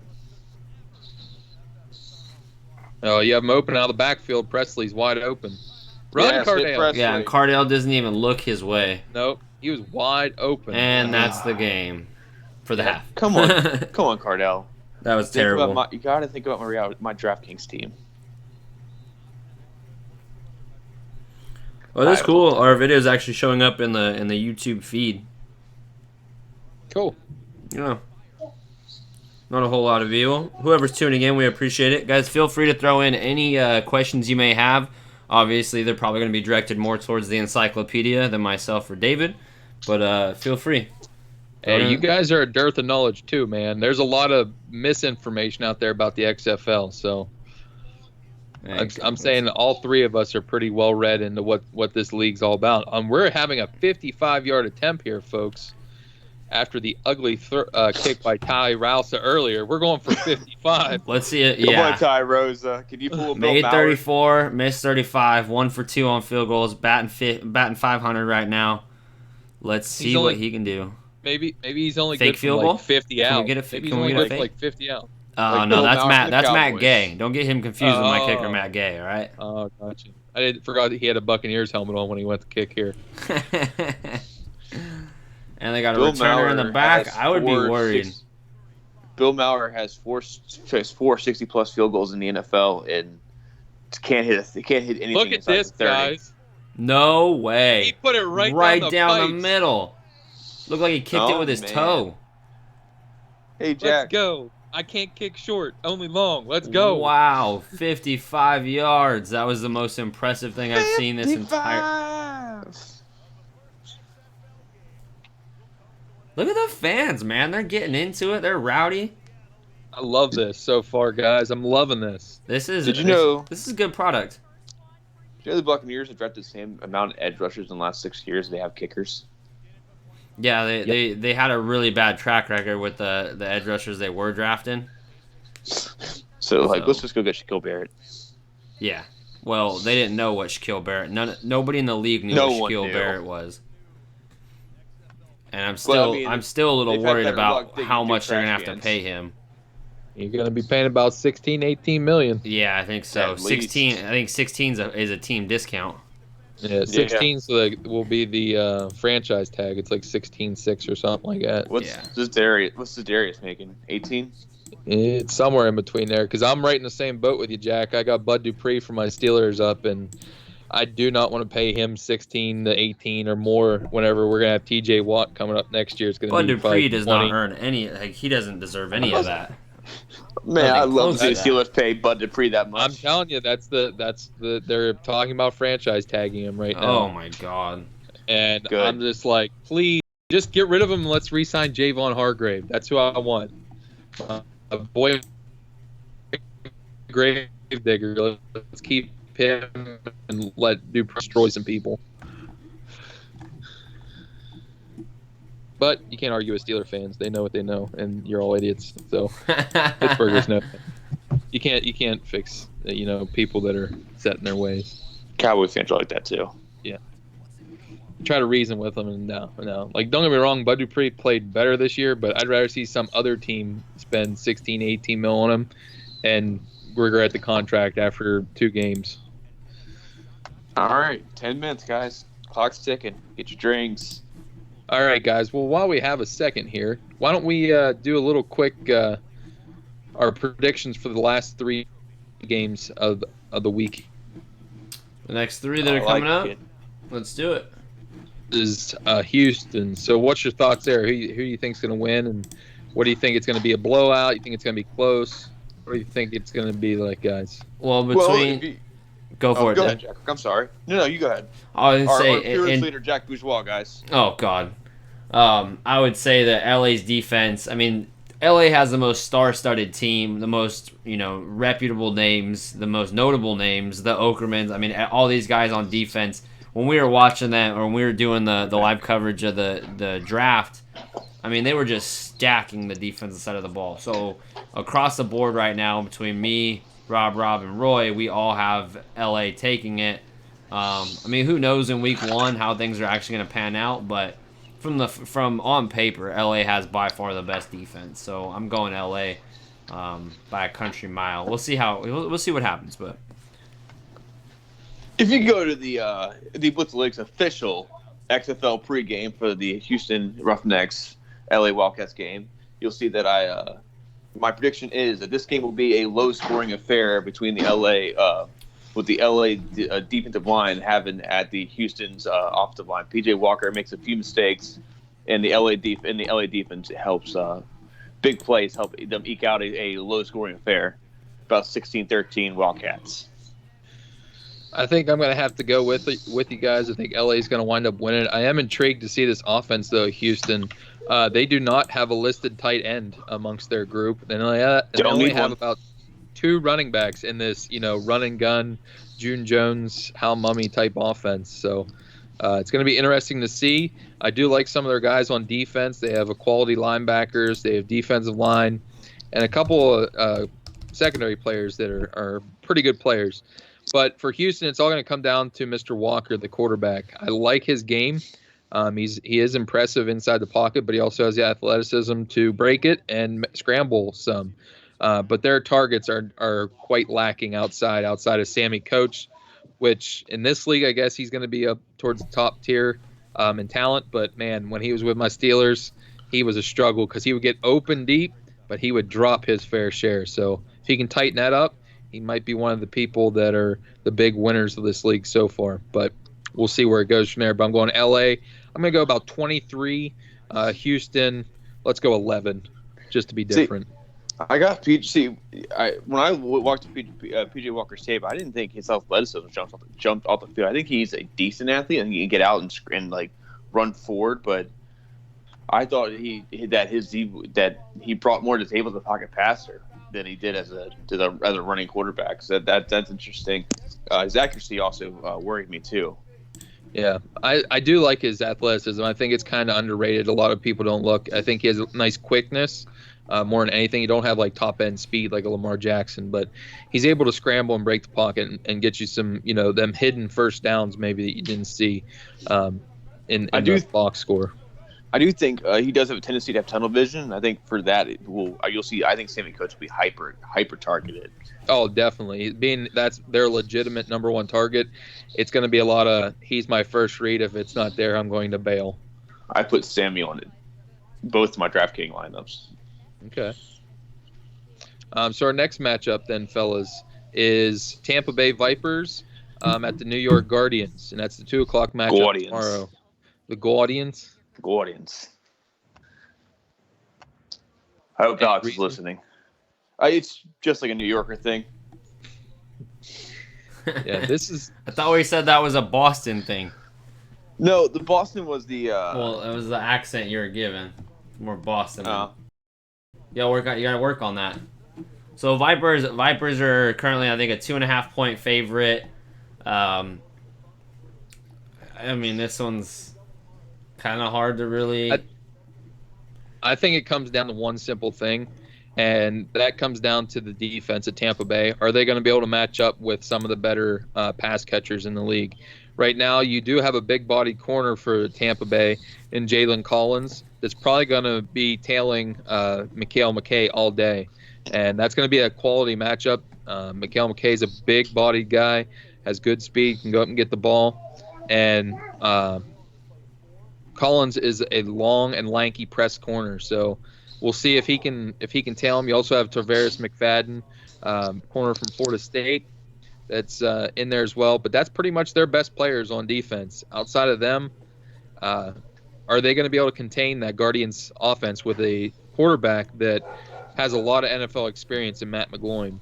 And even if that, they have some running back that can control the clock, and Tim Cook, Stockton, Matt Colburn, as I said before here in our broadcast. So I just think this one's going to get out of hand. I think New York's going to beat up on Tampa Bay. I think it's going to be about 28-13. Really, so I'm interested to see what Mark Trestman can do with Aaron Murray. If he can, get all the juice out of that fruit, then there could be a possibility this could be a potent offense. Just because of Trestman's system, he's been known to be able to make offenses work. But Murray, we all know Murray didn't look very great in the AAF with the Legends. So we'll see what he can do. That's what I'm going to be interested to see is the Murray and McGloin. I think McGloin's the best quarterback. He's got the most. Basically, I mean, between him and Cardell, I think he's got more NFL reps than Cardell Jones. Yeah, definitely. And he actually, he won some games. He made some amazing throws. I think he even led a few comeback drives for the Oakland Raiders at the time. So I'm interested to see what those two bring to their teams. But I think Mark Trestman could be the ace up the hole or ace in the sleeve for Tampa Bay. If his game planning and his offensive system is able to kind of spark the offense more so than just the offensive talent, Tampa Bay could win this. I agree with Jack on this. Mark Trestman, in 7 years in the CFL, Canadian Football League, he took first place in his respective division 5 times and won the Grey Cup 3 times. So 3 out of 7 years ain't bad. He's got a lot of experience in these sub leagues. He's been very successful, and I think that he's going to be the X factor for the Tampa Bay. Really getting the team the experience, getting that team up and running quickly. I think the Tampa Bay Vipers get out to an early lead, like on general in the season, before the other teams start catching them down. I think you said both you guys hit on a point though. Is what is Aaron Murray going to do? I think I would have took the Tampa Bay Vipers if it would have been Taylor Cornelius in week 1. So I'm going to give Aaron Murray a pass for the Atlanta Legends, and just not a full pass, but like that entire offense looked dysfunctional. I don't know if it's completely on Aaron Murray because he did have moments where he looked excellent playing for Legends in a dysfunctional offense. I'll give you that. I will give you that. And they also have one of the better offensive lines in this league right now with Ivy at left 100%. tackle, McCray, which I think me and you could both agree, David, probably the best offensive lineman in this league. He definitely was best in the AAF. Right, and you have a couple quality targets in Truesdale and Reese Horn. Who's the other one they got? Tolliver? Yeah, they got Tolliver and even Tolliver's pretty good, Shontavious too. Jones, who was with Murray in Atlanta. Knock that shit off. Hey, you got to know when you have David on anywhere, he's going to be safe. And then, guys, finally in our final matchup on Sunday at 5 o'clock on ESPN, the St. Louis Battlehawks travel to Dallas to take on the Renegades. Who you guys got in this matchup? All right, I'm going to start this one off because this is my prediction for the XFL championship game this week one matchup right here. I think that Dallas wins week 1. I think that Hal Mummy's going to have Dallas firing all cylinders right out the gate. I think the St. Louis Battlehawks team has been really underlooked by most experts because of how young they are and how little experience they have as a team. But there's so much potential in the team that I think they'll be slow at the gate. But I think they're going to catch heat by the second half of the season and ride that into the championship game. But I think to start the season out with the inexperience that St. Louis has, those jitters they're going to have coming out, I think they're going to fall to Hal Mummy's throw it where they ain't offense. Yeah, it's Stoops, man. I mean, Bob Stoops can coach. Like, I think coaching has so much more to do with this league than, I mean, obviously, like, if you don't have a good coach, you're not going to have a good team in the NFL. But I think the collection of talent per team is still dictated by how they're used. And Stoops, I think, is going to set them up. That being said, I'm rooting for the Battlehawks. I put the Battlehawks down, seeing how they've been kind to Blitzlytics. And our boy Rob Robinson, aka Rob, and so I'm going one way. With my gut says Dallas. My heart says St. Louis. I'm going with St. Louis. Yeah, but you got Landry like, Jones on Dallas too. I mean, he's another one. You have Philip Nelson starting this game because of the uncertainty of the practice this week. So I'm taking St. Louis because of that. I think if Jones would have been under center, not to knock Philip Nelson, but when he was in the AAF with the San Diego Fleet, he played well in the time he got to show there. He got some weapons with Jeff Badette and Freddie Martino, Jazz Ferguson, if he gets to play a lot. Ferguson. He's been hurt on and off, so we'll see. And they got two nice backs in the backfield, Artis Payne and Marquise Young, who I was a big fan of from UMass. And that defense is going to be opportunistic for Dallas. So that's where you're going to have to watch, is if Ta'amu puts the ball in danger, especially with Darren Smith patrolling the deep third. He is a ball hawk, and they have some vaunted pass rushers with Kakaha and even Jonathan Calvin from Mississippi State. That defense could come up with some turnovers and make this game, blown out of proportion. But I'm taking St. Louis 24-21 over Dallas. So enough talking about next week's or the rest of the games. We're back to football here in the second half. Since we got the defenders on the field here, I wanted to talk about, I'm so happy that they have Malachi Dupree, because it was depressing when Malachi Jones stepped away from the XFL. We need a Malachi. Yeah, you always got to have a Malachi in your group. Got to have a Malachi. I mean, the more Malachi, the better. Exactly. You don't only need one Malachi. There's got to be a Malachi threshold. You guys are ridiculous.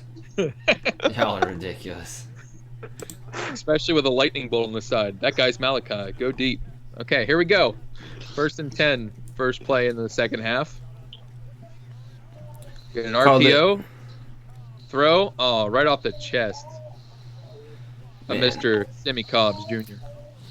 So now he's got about 50. I think it's right. He's right at a 50% completion percentage now.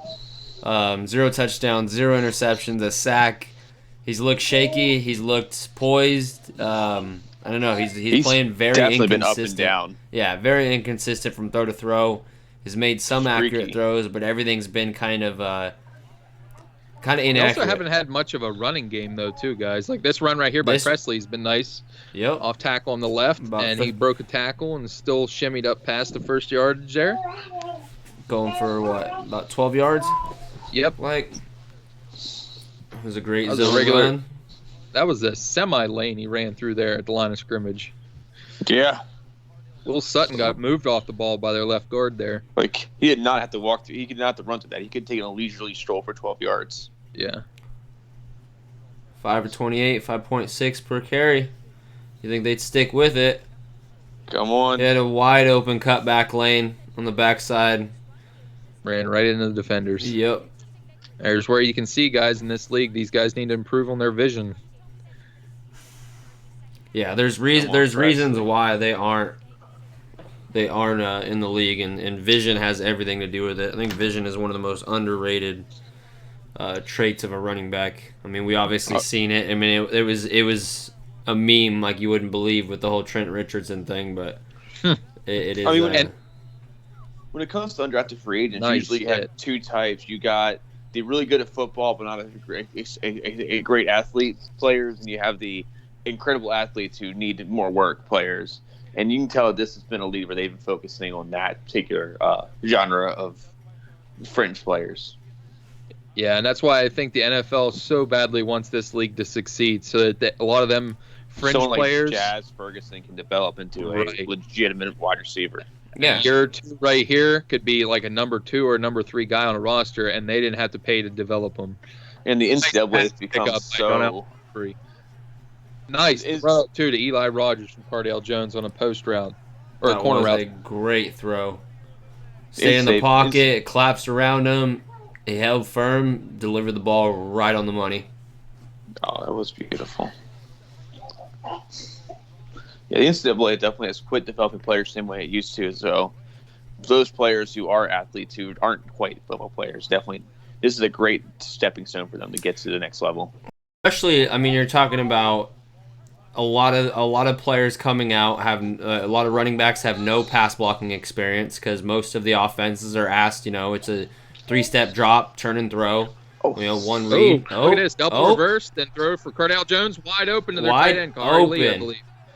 Oh, he And breaks 1, tackles. 2 into the end zone for a there it touchdown. is. 20-13, DC defenders. Bowie State proud right there. Yeah, I mean, you watch wide receiver tape that isn't cut out to just their big plays. Because most wide receiver tape you find is just cut off to their main plays. But you watch a full game of wide receiver tape, so many plays they don't even block; they just stand there. I remember watching some of Corey Coleman's tape where they hike the ball and he's just having a conversation with the cornerback. Yeah. That if you want to watch somebody block, you pop in the tape of Mr. Chase Claypool or Antonio Gandy Golden this year, David. I know Jack can attest to that, seeing him live down at the Senior Bowl. Same thing with Claypool. I mean, Claypool is just a beast in the run game. I mean, but that's also a super run-heavy Notre Dame offense. Cowards. They're going Jackson for the 1 point. And we got a Jarrell Presley. Ooh, did he get in? Yep, he's in. Did get in. Nice contact balance to be able to still maintain it and get forward. Is that Jarrell?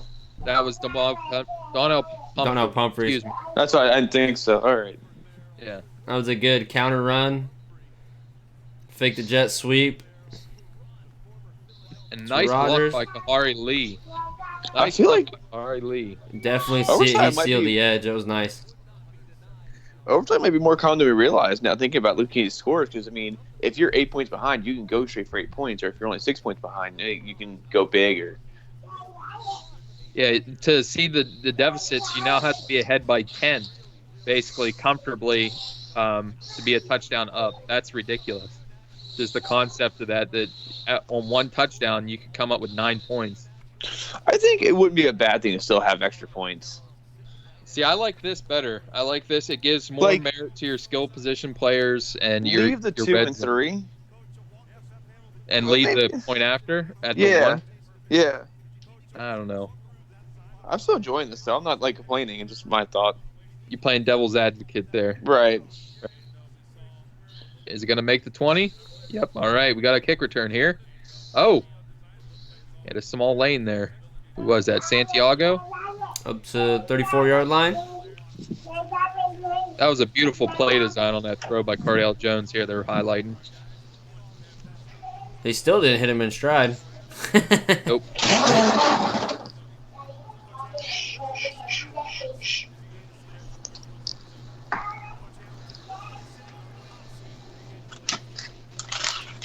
Pep looks like Jason Terry.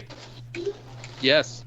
He looks. That's what like I've been trying to figure this out. I was like, who does Pep Hamilton look like to me? It's Jason Terry. There's Jaquan Gardner off tackle for about 3 or 4.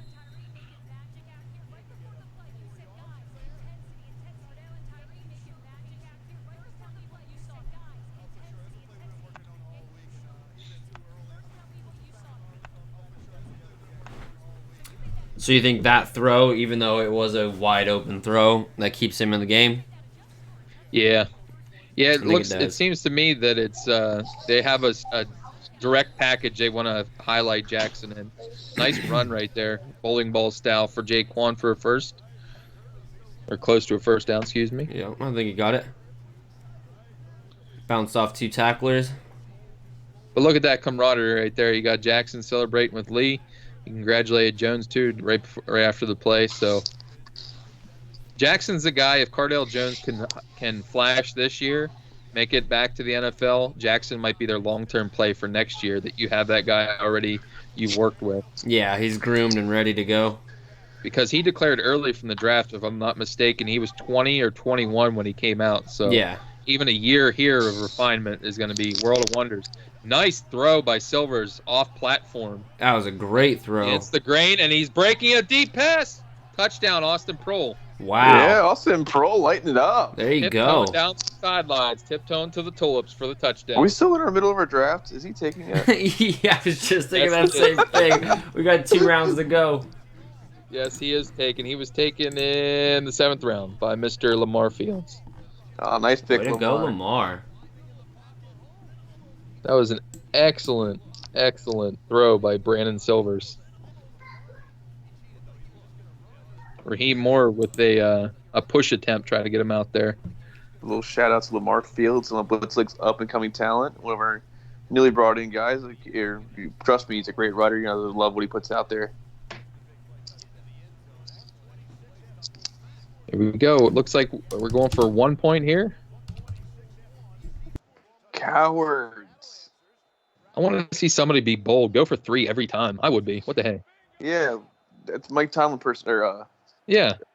We go for 2 no what matter will what. Mike Tomlin do? 3 That's what I'm all trying to day, say. baby. Oh, get after that. Nice breakup by 29. Who is that? I feel like you should just go for 3 every time because, what is it? If you have a 1 in 33 chance, like if you think you could do it in 3 Right. plays, then you're still getting your... But then again, it all depends on the score because the Right. score dictates that. The analytics from a scoring perspective in terms of percentage of win probability is a true stat that every head coach relies upon. You know, if But- you're up by 10, you're with this much time left, if you just make it a 2 touchdown game instead of a 2 score game, stuff like that. It makes a huge difference. Now, do you think that going for 3 man. would actually benefit an offense because it gives you more space in your route concepts and everything like that? It does, but it doesn't because then it eliminates the run, so they know it's going to be a pass, and then they're just gonna sit. They're gonna sit and they're just gonna drop their zone. It's gonna be a soft zone, like a cover 2 zone that's just gonna flood that line of screen or the goal line.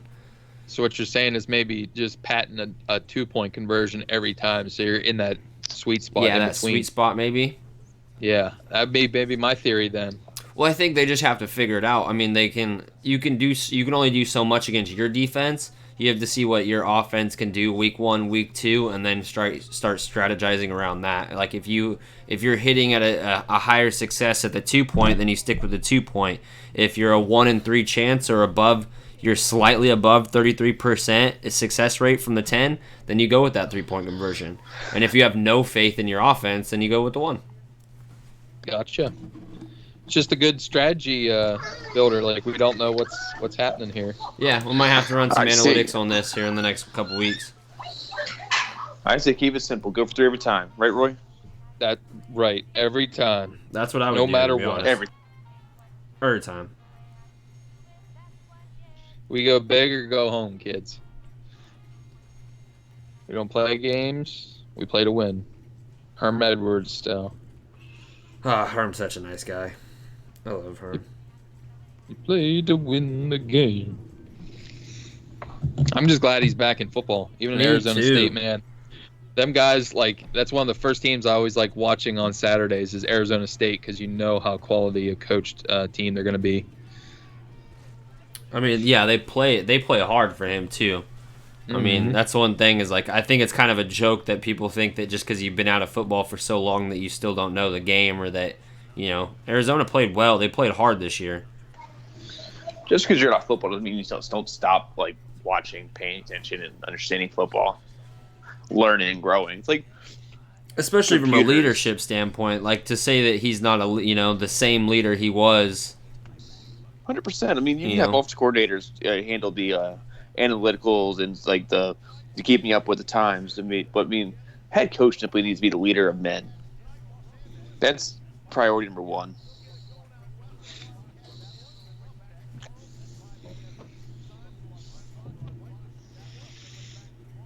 Nice grab by Ricky Prohl's son for the touchdown. North Carolina finest right there. Man, baby Edelman. All right, we've got another kick return coming up here.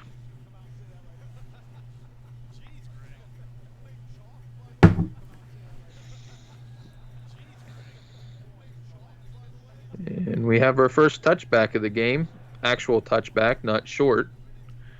Which will put it at the 45-yard line. 35. Is it 45? I believe it's the 45 again. If I read the rules right. Not saying I Man. did. They're like, you gotta kick it. You can't kick it too hard either. You want to kick it, you're going to hit Either- that like sweet spot. Like, These are $125 footballs. Be gentle with it. Heh. Not too gentle. don't kick the chip in it.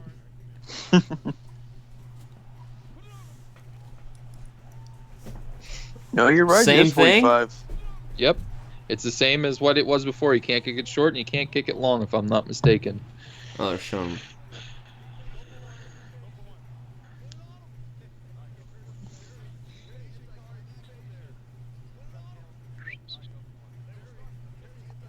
I will say this, though. The XFL has some sweet looking hats. Their apparel deal is awesome.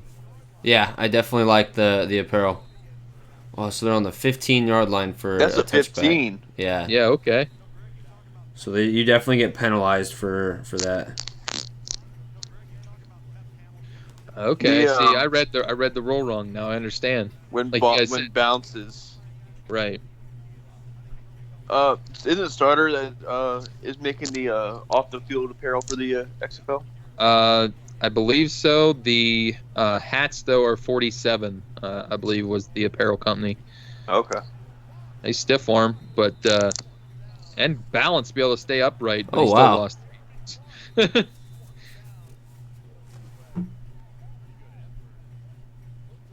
Jeremy Clark with the tackle up around the pads, but the ability to stay upright on that. Nick Temple finally brought him down there.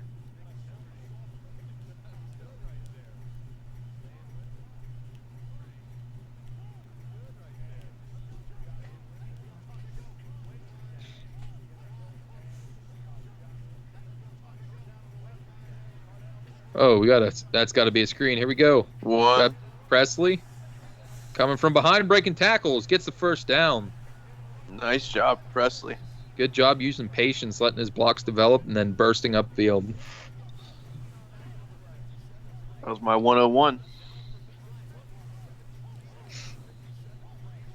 Looked quality like a first-round pick on that one, David. All right, we're in the pistol now with Yeah. Cardale. He's quite shifty. I'll give him that. Good contact Back balance. Refused to go down. One of the few running backs I thought would be on the field for at least half of the snaps, if not majority. They almost bobbled that snap. Yep, nice outside run though by Pumphrey. Yeah, Cardale's had a couple of miscommunications there at the decision point. The the option. I have to say overall, I think Cardell has looked underwhelming. Would that be safe to say? I A mean, few he's good made some throws, but but overall, look at that contact balance by Pumphrey. Still going. Yeah, Wow. he looks like he put on a little bit of weight since he was with Philly. Won't say a lot because he's still pretty lean, but he's still put on a little bit of strength. It looks like. It seems like it. I mean, he's not necessarily just a speed receiving back. I mean, he's taking contact well. All right, we got some late receivers getting down the field here. you have to remember that the defensive linemen in the XFL are on average about 22 pounds lighter than the NFL. So that might be part of it too. Just comparison. Very true point, David. Yeah, going through the rosters, I believe there was only about 4 or 5 guys that were over that like 330 mark, weight-wise. Some of them were holdovers from the AAF that got a chance to get in here, but it seemed quite a he's few like of them. wise. Quite a few of them are under like 6'1" too. Like I was definitely worried about I think it was LA that put on a lot. They got a lot of really big offensive linemen going up against the smaller size D tackles that seem to be featured in the XFL rosters. Poor snap off the throw there, and Cardell Jones directing traffic just throws it away.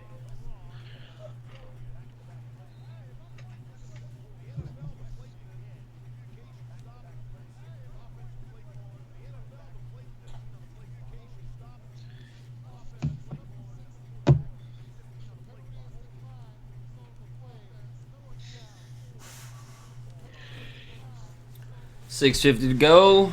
Penalty decline. 19-19. Seattle DC. What do you guys expect to happen throughout the rest of this game?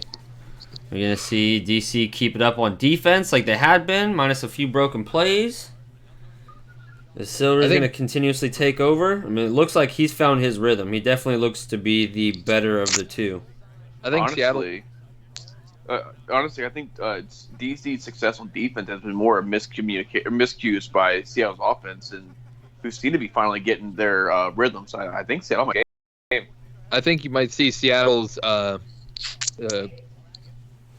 stable running backs take over here in the last quarter and a half. Between Farrow and Gardner, they might start controlling the clock a little bit here if they can get a score. That's going to be key injury if it's not just a, some cramping. Yeah, thank you from Oponga there. He's one of their better pass rushers. We got touchdown scorer here, Austin Prohl back for the punt return. I mean, he's 12 of their 19 points? Yes.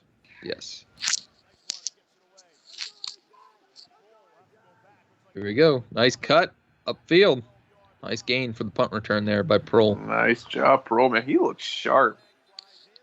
Looking very refined, both in route running and being able to just get what's there. Looks like we got a flag on the play. Probably coming back. Yep.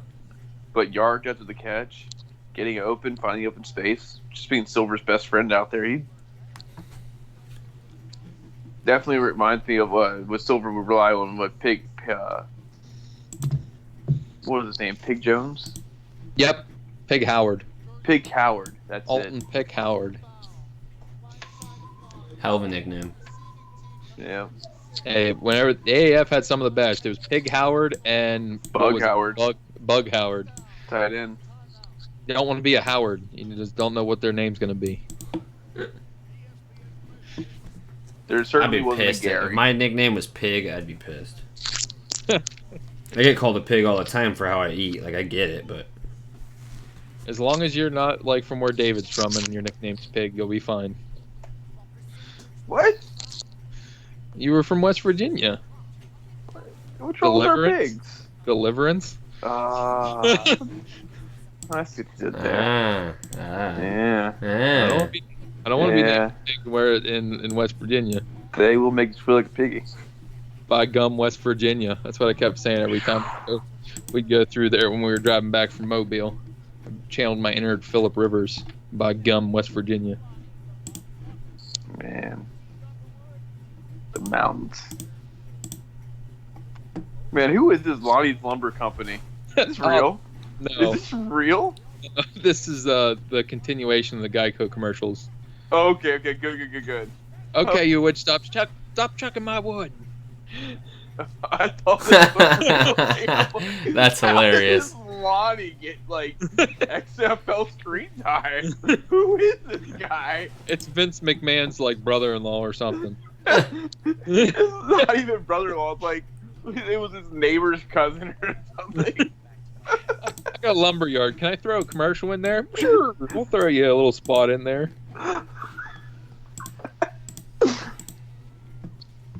All right, early predictions then. As this is, we're 3/4 into the XFL season. Do you guys think this is going to last? Do we think that this is a product? 3/4 into the XFL season, man. We must hit a time jump. The first game he went. I David, know. Come on. I know. We all know smarter assery is like my way of life. Answer the question. This is a solid product so far. I don't want to jump to conclusions because I was really all in with the AAF too, but so far this is a pretty solid product. I will say, just like the AAF early on, the quarterback play has been very shaky, but I'm really excited to see if Silvers can catch some heat here towards the end of the game. We all know he's my boy from Memphis. He's a solid throw of the football. I want to see him catch some heat and maybe bring and stabilize it to finish this game out. But so far that's been worrisome. But it was the same thing at the AAF. All right, you're gonna make me make a decision now. I'm just gonna go full hog. I'm gonna jump all in. The first game is convincing, and the rest of it is just gonna be fireworks on top of it for the rest of the season. You're gonna see a nice amount of crowds. You're gonna see this, as we already talked with Vince, 3 years. It's pretty much cemented that it's gonna probably get there. And I think after this year one, we see them make the successes they do, to be able to have that financial stability for the next couple years. And you're going to get a success story like Kenny Robinson, set the example for some players for that transfer portal and the suspensions. You're going to get some big quality players, I think, for next year, maybe from that college ranks, that are going to go this avenue, especially if you're a quarterback.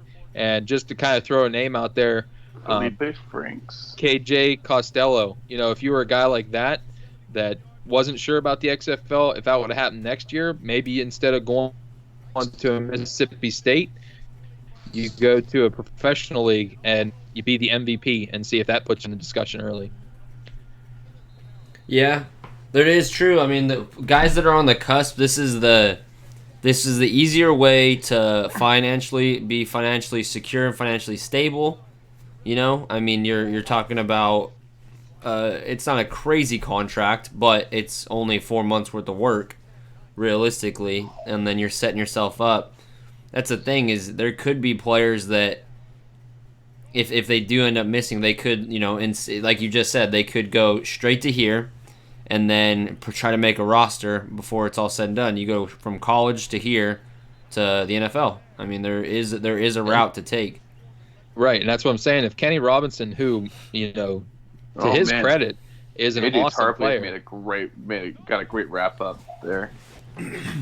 If he gets drafted in the mid to late rounds, that is going to open that door wide for a lot of college kids to really. You talking about Kenny Robinson? Yes. No, Kenny Robinson's going to shell out and go day two.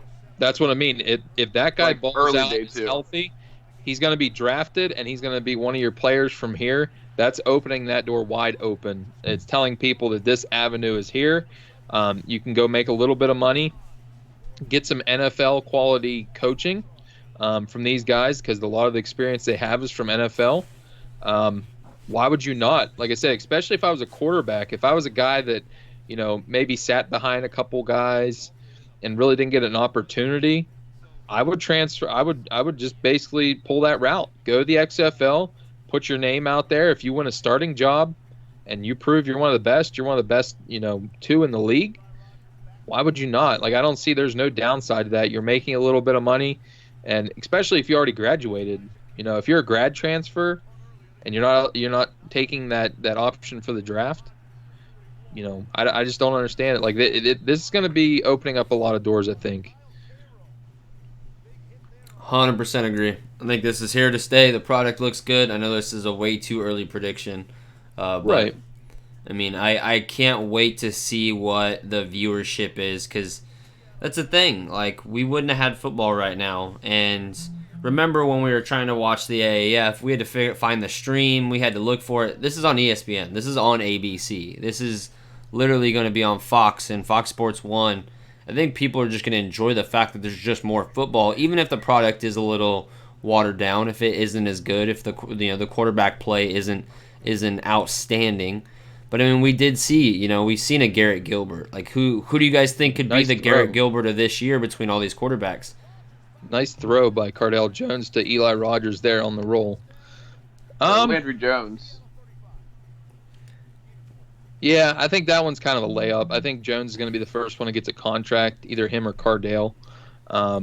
But I also wouldn't sleep on Silvers if he can get his feet underneath of him. He's still young enough that he can get a little bit of tape out in front of him and keep working into maybe that quality backup role. I don't think he'll ever be a starter per se in the league. But if you're going complete upside, that's Jordan Ta'amu. I was just gonna say Jordan Ta'amu is your wild card. Your big upside could be your lottery ticket. My not to spoil my preview papers, but Jordan Ta'amu is my MVP, my named MVP to the X of inaugural season. It'll be him and Tommy Maddox in the annals of history. I did not go with the chalk Landry Jones pick. I went off. I tried to go with the cost.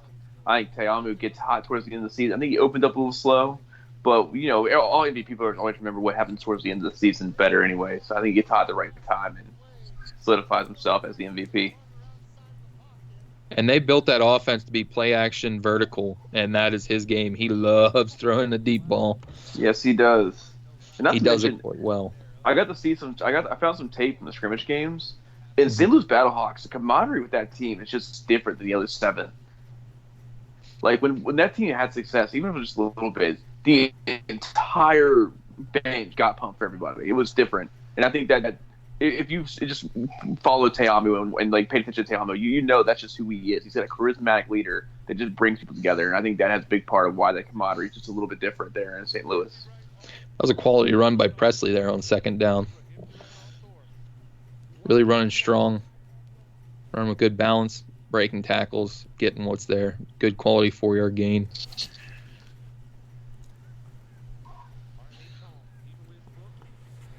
Going empty set. Nope.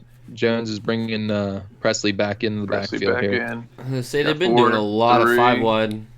2. Barely gets the ball off. One step. Nice tackle. Great tackle. Nice tackle. Who got 25. Yep. Probably was trying to do a little bit too much. Should have just took it up the inside and see what he could have got with his feet. Or was that Presley? That was Presley. Was it Moore who got the tackle? No, it was Steve Williams. Steve Williams.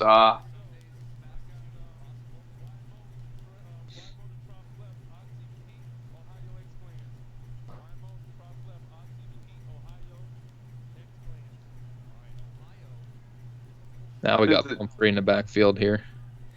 More some defenders anyways. I was dumb. Brain stop working. We're going to blitz.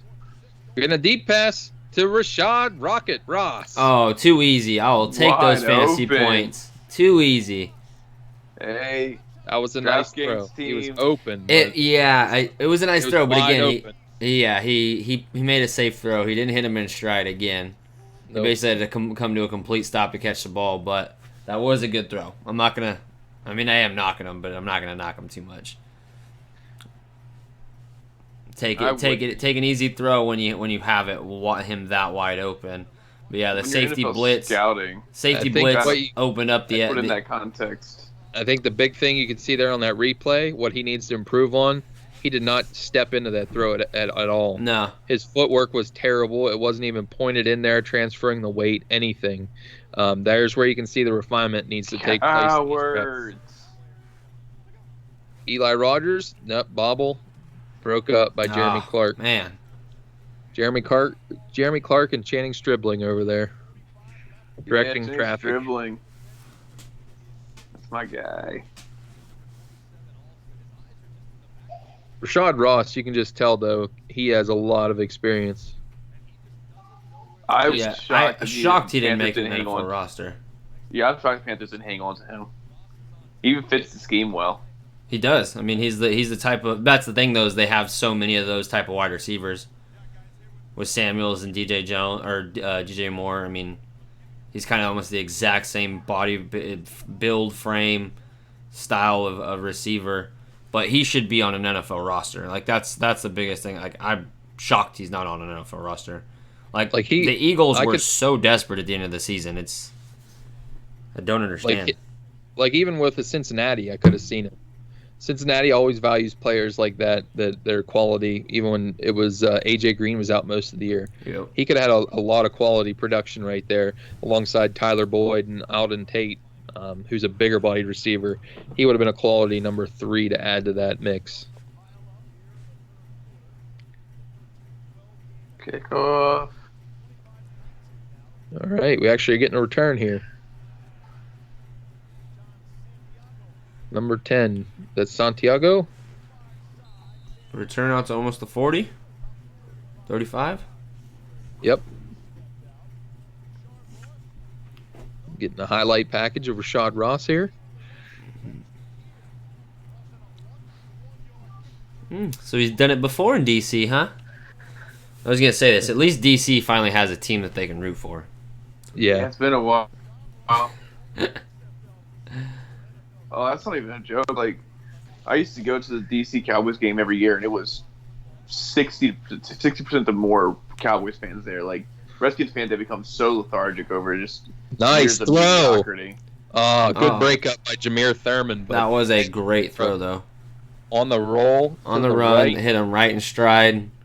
Colin Jeter had to come down with that. He was mugged by Jameer Thurman. That was a great play on the ball. Yeah, That's apex. the ball. You can't be mad at him for dropping that. That was just perfect play on the ball.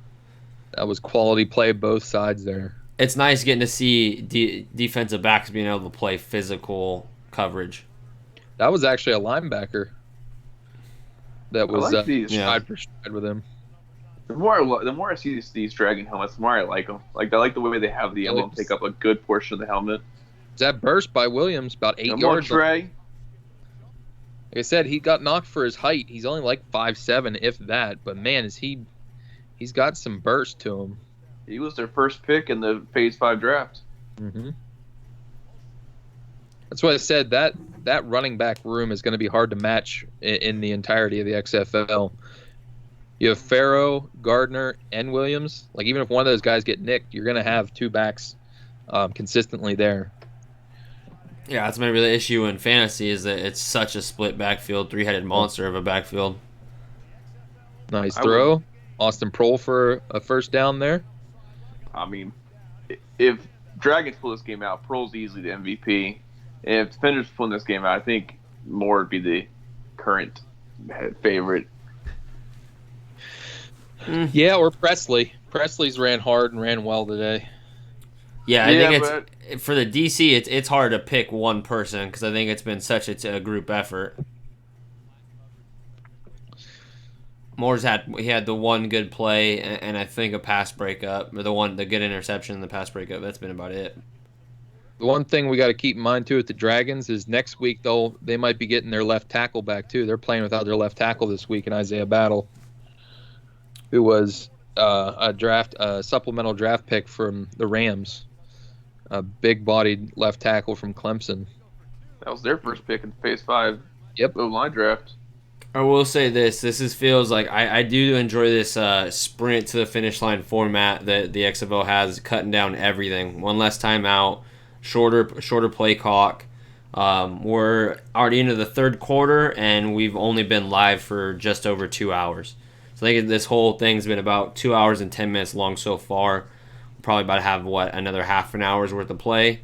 So We're talking about a 2.5 hour window instead of a 3.5 to 4 per, sometimes in NFL games. This is nice.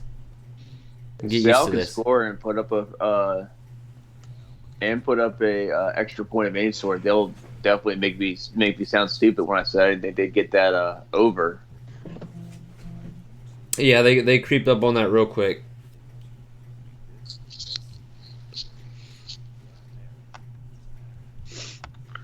The second half's definitely been a lot better play.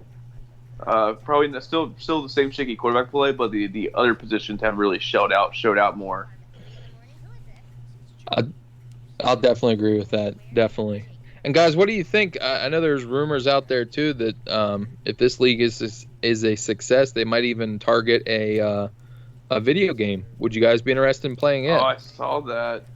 That was down the road, and I'll just throw that out there too. Benjamin Albright is talking about maybe doing a roster for the Madden game for the XFL rosters, just like he did for the AAF. So shout out to Benjamin Albright. That would be awesome, but we need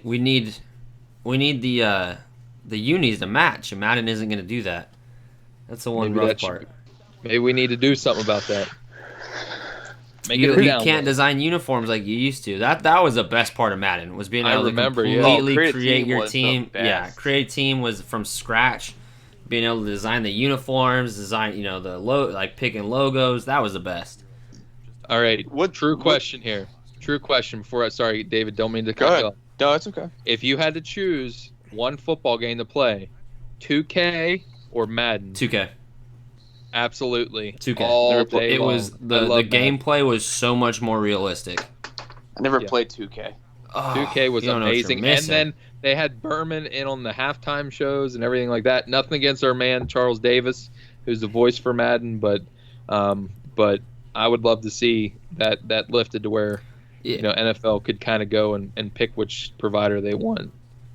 I just feel like the whole game interaction, from like the ESPN halftime show to the way they ran the ball. I mean, everything just seems so much more realistic. Like Madden kind of has been set in this. I mean, they went that route with the gameplay and the style of players. Look at that wave, man! These fans are getting into it. There was the announced attendance, just over 17,000 for the first week here. There you go. To get back to the 2K EA debate, I mean, 2K in general, if they had EA money, would have crushed EA because they were so innovative with the gameplay. Like I remember playing the basketball game and the baseball game. 2K baseball was so far superior to the show every day of the week. Like the pitching was so much more. You had to spin the ball yourself and stuff like that. So I imagine 2K football was fantastic. Nice pickup after a catch by Trey Williams there. Man, Trey Williams is taking over. Getting slippery. And I'm just going to throw this caveat. Since 2K was with ESPN, maybe since we have ESPN as a provider. Also, 2K does 2K XFL 2K? Yes, that's 2K20? Make that happen. 2K21? Oh, man. Like I said, 2K does the WWE game too. So let's start that rumor here now. Let's make it happen. Man, I'll tell you, as far as our fantasy draft goes, I picked up Trey Williams like in double-digit rounds. So I'm still feeling pretty good about those who picked up Shaquan and Farrow early. Yeah, that's what I have to say about that. I'm feeling very confident about my Rashad Ross, number 2 overall.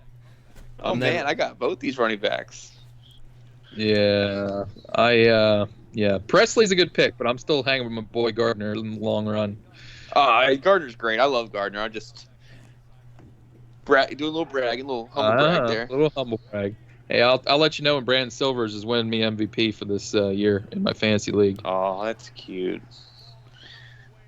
Landry Jones, baby. And Philip Nelson, just in case. I was gonna say you went back to back, just making sure. So when we did the AAF draft, I took Berkovici late, like super late. I was the last quarterback on the board. And, of course, Roy took Philip Nelson, like, right after I took Berkovici. And, of course, Berkovici gets benched from game 1. I had to trade Roy the Sink to get Philip Nelson. Yes, you did. So now you're trying to repay the favor this year to make sure I can't do that. Yeah, you were going to Philip Nelson me again. Especially not with Philip Nelson. Oh, you got to try, man. Yeah, I gave Roy Nelson Spruce, another good wide receiver, my firstborn. Yeah, naming my first naming rights. Don't forget it. His name's Hezekiah. Okay, we got Harry Potter calling the offensive play here.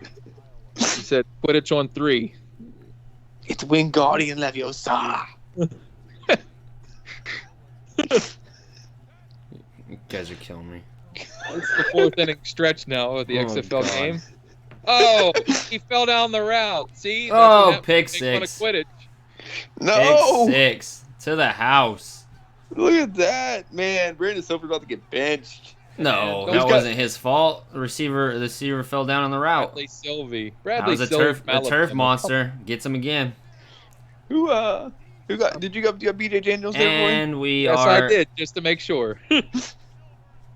we are a 2-point conversion away from hitting the over. Ooh, look out, people.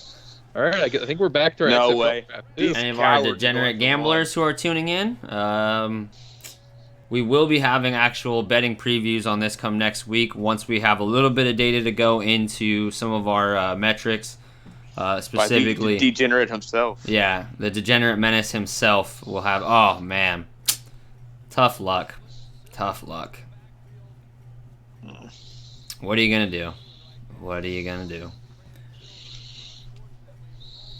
And is that enough lead for DC to be able to hold them off, or do you think we still have some daylight ahead? Game's not over yet. Come on, Silvers. Short-term memory. Ooh, Pick it, and he gets throw it. planted. Ah. Cardell gets planted. Yeah, this soccer turf is not doing too well for these football players. It's only a 12-point lead. I mean, with this 1, 2, 3-point rule, it's definitely limiting how much the defenders are able to get up on them. Yeah. Let's see, what are they talking about right now? Now, There was 12 men on the field. We're getting another play. I just looked at our fantasy draft, guys, which has started to just pick back up since we're in the fourth quarter. Our friend Alexander Amir already broadcast his pick that he'd like. Should I take him before he gets there? What pick did That'd be a prick move. That'd be a prick move. Do it. Do it. Do it. Do I be that guy? Don't be a coward. Don't be a DC defenders. Easy. I don't think I can be that guy, guys. I don't think I can be that guy. He didn't mean it, fan base. He didn't mean it. I don't think I can be. No, you guys have not gone for once or more than one once. Coward. We got Tyree Jackson throwing the ball. No, I'm panicking. I just going down. Oh man, this is terrible. How about trying to just run the ball up the middle when you're on the 1 yard line? That's bad. Back plays. Hey, Pete Carroll, calm down. For that guy, back-to-back plays for that defender made him. Just give it to Marshawn Lynch. Oh wow, that was Mr. Praise Martin and Gookwe there.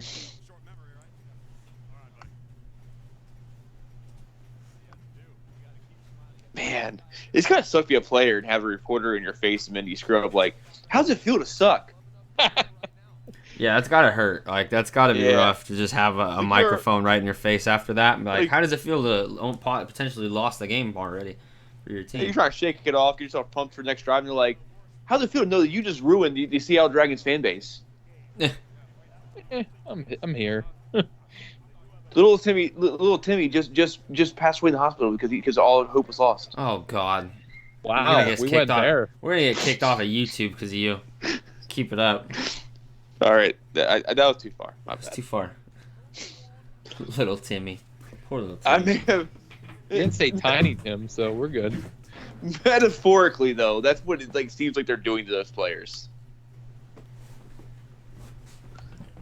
Like it's rough. Like give the player a moment to get the mindset. Nice return by Mr. Prohl. So, quick question to you, Or Roy. Santiago, excuse me. Of course, Yes. the tier 1 QBs are getting paid a hell of a lot more than everyone else on the field. And, of course, tier 1 QBs are rewarded to the starting quarterback. If the quarterback at some point in the season gets benched for the backup, do they, in turn, take the tier 1 pay and relinquish it and get tier 2 pay? Or they keep it? Honestly, I couldn't tell you if it's in the contract that it's like a floating term. Being that they have to hit like a certain threshold for snaps started or snaps per the entire season. I honestly couldn't tell you or not.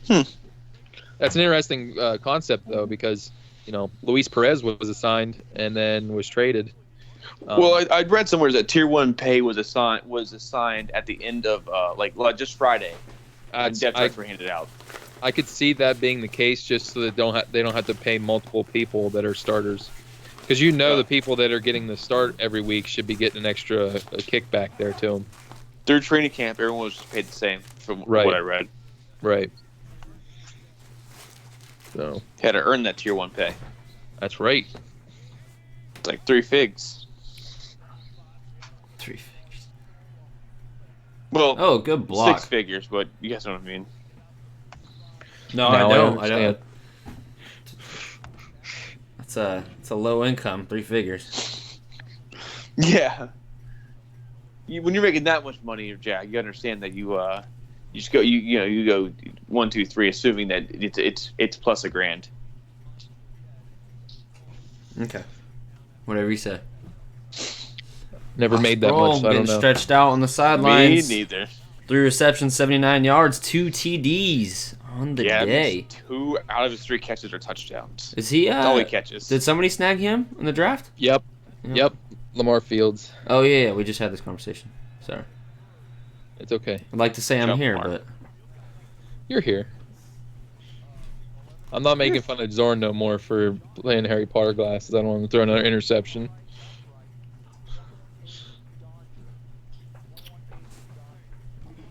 You're just so far down his nose.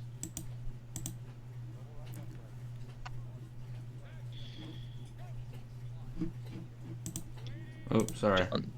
John Santiago coming in the slot. Oh, we got Evan Rodriguez breaking. Oh, it. we've got a game. We have got a game. Go. Crossing routes seem to be working for the Dragons. Yeah, guys, if they get a touchdown here in the 3-point, they're only down by a field goal. I gotta say, Silver's just been a lot more accurate in between the hashes than he has been on the perimeter throws too. That's a nice route by Rodriguez too, getting open. Oh yeah, that was an open. There's Gardner. It's been a while Nice since we've seen ball Gardner. Jay It has. Bromley bringing him down.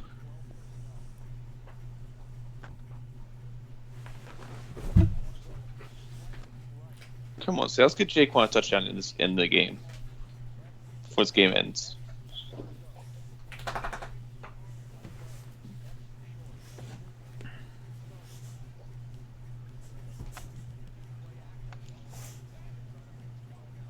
Oh man, we're almost inside the red zone. Come on, Silvers. Looking poised. Deliver the ball. Step late though. Oh, man. Dantes Yeah, Bird. He had to throw it about half Yep. second earlier. That would have been a touchdown. He had separation there. See, he was even frustrated. That and about 2 yards to his right. Or to the back pylon, not in between.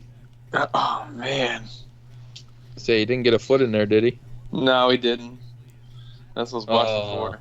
Oh, almost. It was almost. I mean, that came was up. so He just close. couldn't keep it down there. Man, if you're like 4 inches taller than Dantes.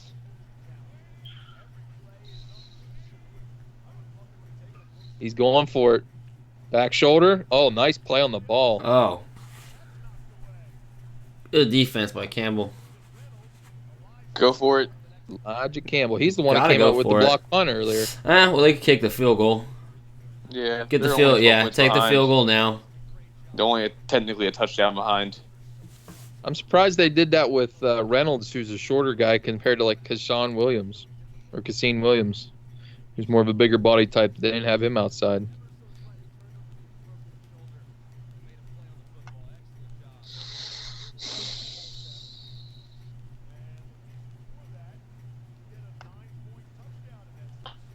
Ross is redeemed himself. Can you do it? Ernesto Lacayo for the 3. Ernesto, good kick. Oh, we got a flag. Did he rough him? Automatic first down. It was what, 4th and 5? So either way, even if it's Right into the first kicker. down. Oh, poor That's kicker. devastating. That's devastating for the DC That's a defense. big field goal. Big. That's a first down. 22-31. Oh, 19-31 now. Let's see what they can do. Oh, God. Wow. That was ticky tack, Campbell, but the it one was who broke it up. Yeah. He hit them in the plant leg. If he would have hit him, I think just high, they would have let it go. Yeah, it's ticky tack, but I mean it's the language of the penalty states. You touch them, it's gonna be running the kicker at least. I mean, you should have milked it and fell down. What are you doing? That's what I'd have done.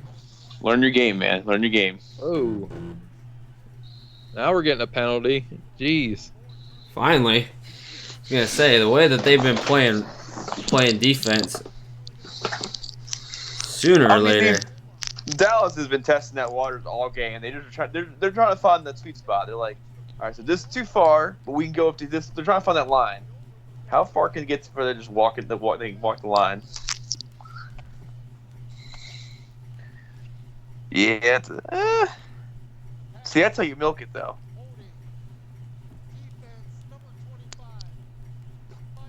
To quote our buddy Rob, that was a bit of that. There was a small percentage of flop in that.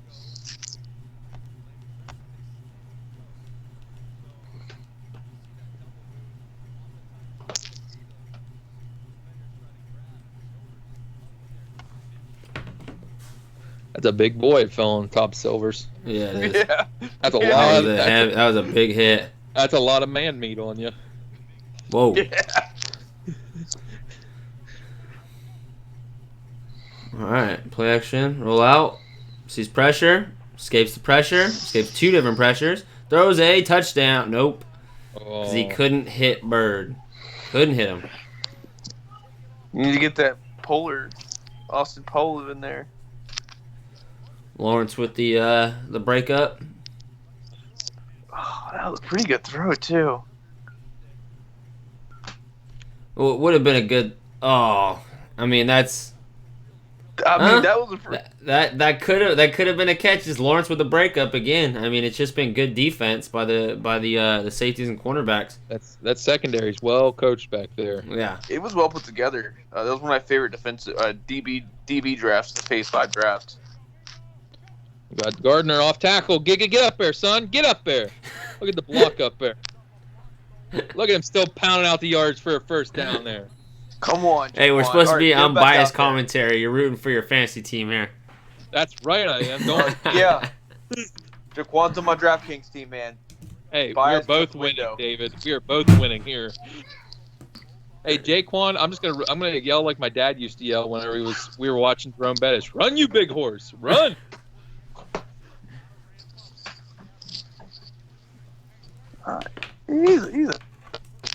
He's more like a very strong pony. Yeah. El Caballo.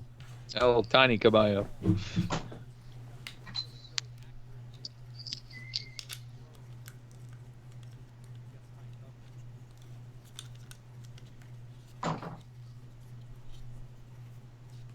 What are you guys' thoughts on the XFL Bowl being the weekend of the NFL draft? Love it. Where is it? Do we know for sure yet? It's in Vegas. Is it officially in Vegas? It hasn't been announced yet, but that's what That's the what I rumbles are. I've also seen rumors that it's going to be in Say that again. it's going to be in one of the host cities, so Tampa, New York, St. Louis, LA, or Dallas, Houston, one of those cities. That's the rumor I've been seeing a lot of. I'm here in Vegas. I've seen actually- Vegas too. Yeah, I've seen Vegas too, and it would make sense to be able to piggyback off for the NFL for that week. Yeah, And it'd be like especially, It gives the fans one more day's worth of football. it'd be like going to the Pro Bowl and the Disney World all at the same time. except the XFL Super Bowl is going to be way better than any Pro Bowl in the last 20 years. Oh, God. That's why we didn't even cover it. There wasn't a single article written. There wasn't a single word mentioned in any of the podcasts on the Blitz Lytics Podcast Network. Nobody cared. You know what? The only thing I watched was the QB competition. Lamar blowing the QB Oh, my competition. God. That did not look good. No. That He's did like, not what do you mean I look can't? good. What do you mean I can't scramble out and get and run for 10 yards? Yeah. Yeah, he just takes off running during the QB drill. That'd have been hilarious. Slam dunks it. Okay, so we had the call reversed here. It's gonna be third and short now, I believe. Just give it to Jaquan again. Let him punch in for a touchdown. Think about my DraftKings team. Think about Roy's fantasy team. We'll just call Gardner the touchdown vulture for Trey Williams here. It's fine with me.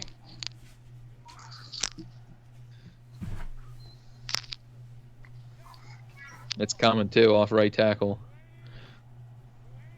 Oh no, we got a play fake. That was Farrow too. Oh, that was an off-target throw. Oh man, that was not good.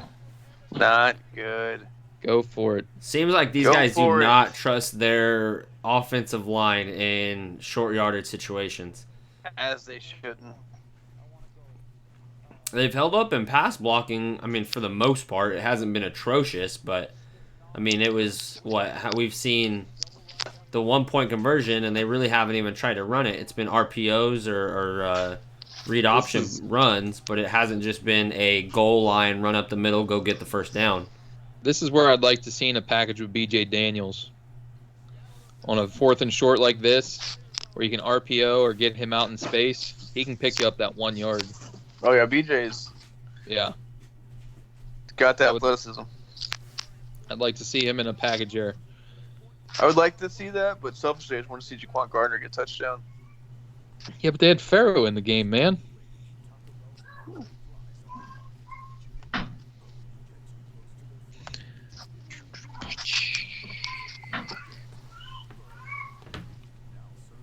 Nacho fries are back, guys. I love nacho fries. I know. Especially because they're not yours. Doo-doo. There goes all our viewership. We can turn off, guys. We just lost our last 2 viewers, guys. Yes, we're done. No. we could wrap this up. Yep. Am I gonna get the lights? We're gonna close this thing down. Yeah, somebody just starts playing the Oscar time to get the hell off the stage music. No, if any time that would have ever played, it would have been during the draft, guys. You remember that? Like how long we were on for over 8 hours? Oh God! So I feel bad. Yeah, I feel bad for what's his name who we had on for the interview. He's like, hey, can I get the interview clip? I'm like, I'm not going through 8 hours of audio to find you 5-10 minutes worth of Oh, did you need that? audio. Yeah. I have it. You have the interview audio? Yeah, I clipped out a ton of stuff from that 8-hour thing. Oh yeah, if you wouldn't mind, send that over to me so I can send it to him. He'd appreciate that. I was gonna put together like a funny video or funny audio of like a bunch of like stuff that we guys said, but like put it out of context. Like I had part of it where it was like Roy confessing his love for Dallas. Yeah. Okay. Oh, it's good. It's solid. I just never got a chance to finish it up, and then by the time I had time again, it was already way past the time, way past like my window. So I was, but yeah, it's also on my computer.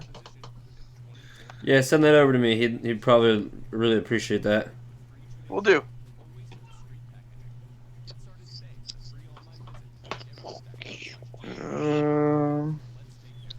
Oh no, it's gonna be on my flash drive. Go dig that out of the garage here. Brad Pitt, Joe Pesci, Al Pacino, Tom Hanks. Oops. Oopty poopty boopty. I told the wrong person they were up. Oops. Am I up? I haven't paid attention to that. Sorry.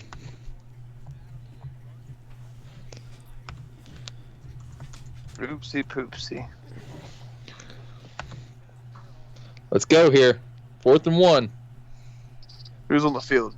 Farrow? Silvers and Farrow. Farrow gets the first down. He is right there on the line. It's going to be close, guys. It's going to be real close. I think the defenders got it. Yep. Going to be right about where they spot the ball. He got right him. I mean, it was close. It was close. And we get a replay, ABC.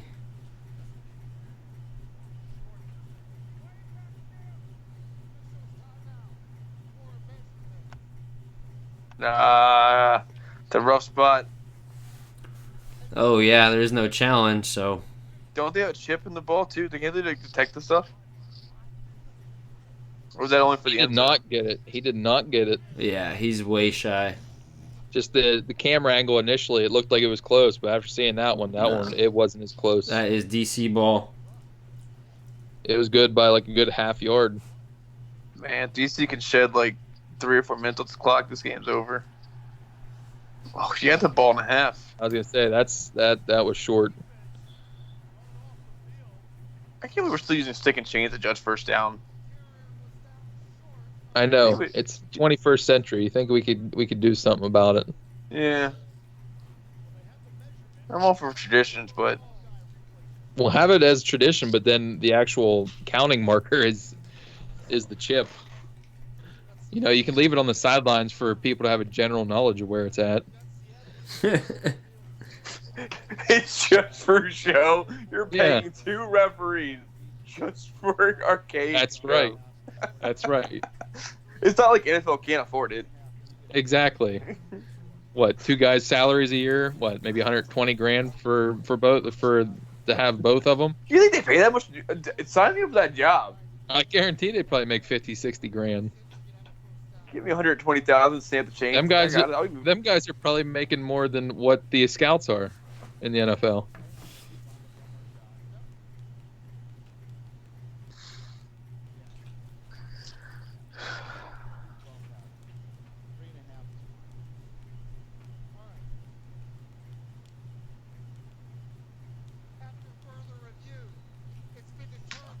Yeah, I agree with you.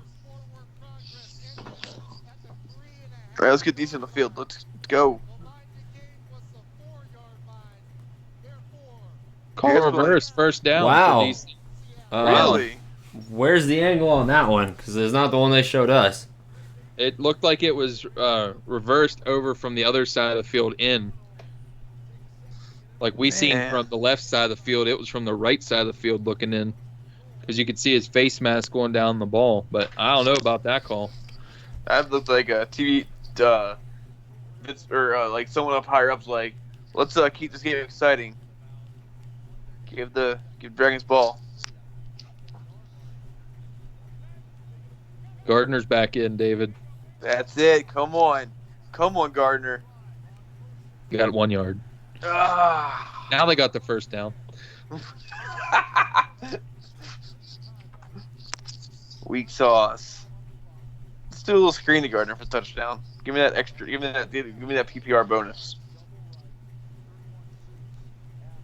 He's conjuring up some sort of play here.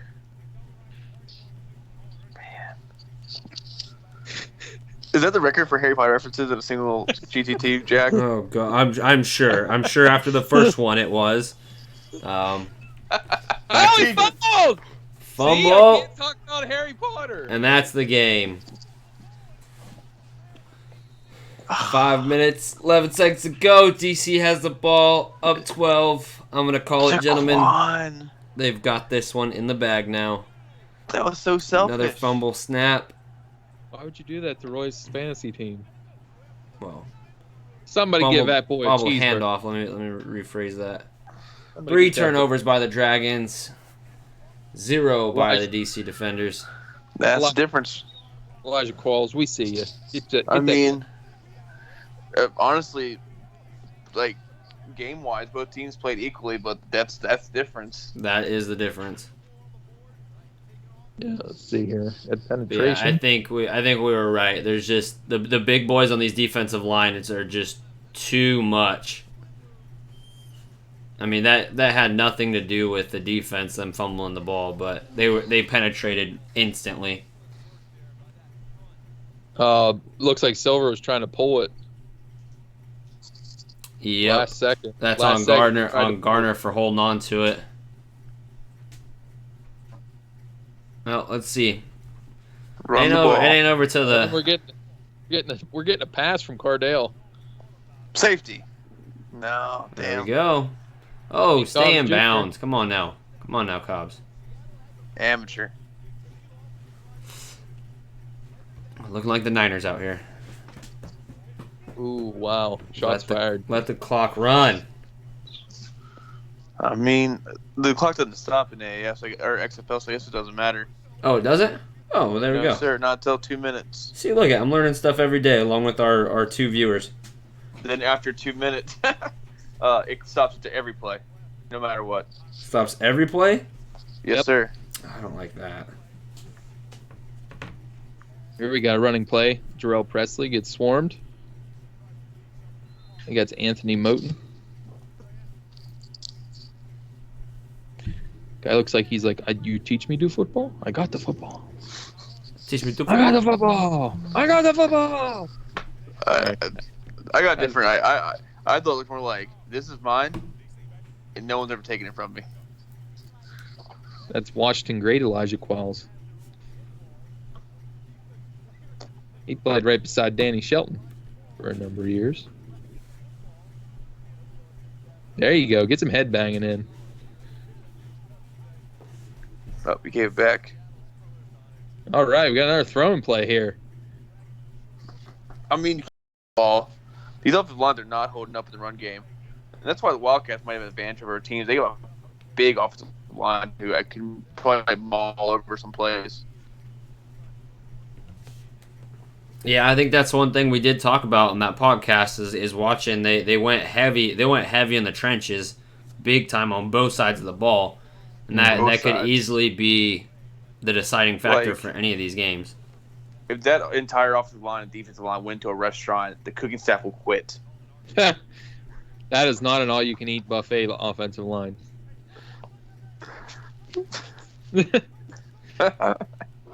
Ooh, looked like the defender jumped off a little bit. Eli Rogers making a guy miss, except he corralled him. Jeremy Clark again. That's quite a few plays Clark's made tackling out wide. No, it's not over yet. I mean, it pretty much is, but it's not over yet. It's 4th down. They're punting right now. If I was, I only got one timeout. I was gonna say take a timeout, but.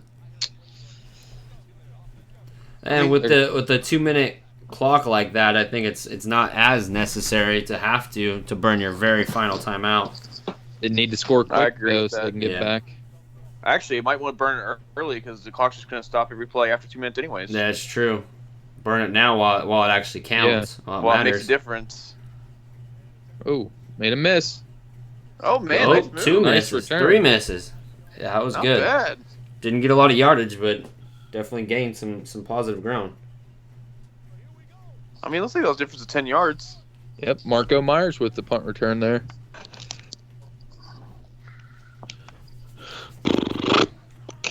Yeah, Man, these commercials are freaking me out because I have no audio of the game, so I've noticed tapping these commercials, but they are just weird to watch without audio. What are these dogs doing? I have no idea. What just happened? What did the dogs biting this guy anything to do with the cell phones? See, this commercial, I know what's happening. All right. Anyways, back to football. Sorry for the distraction. Yeah, definitely. I'd burn that timeout while it still counts because it won't do you any good after the 2-minute warning. Now, I don't remember seeing this rule. Is there an onside kick in the XFL?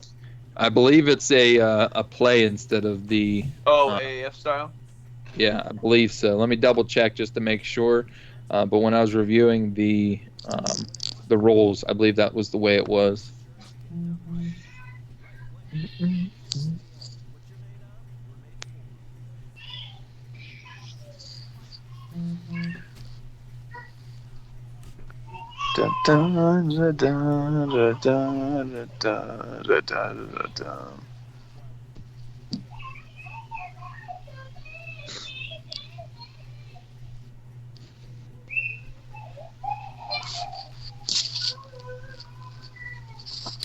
Looking through some of the comments of the XFL, so everything's very positive.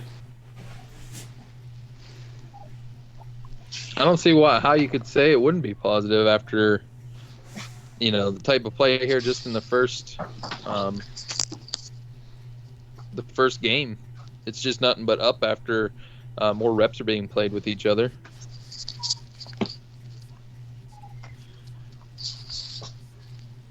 That was an intense commercial.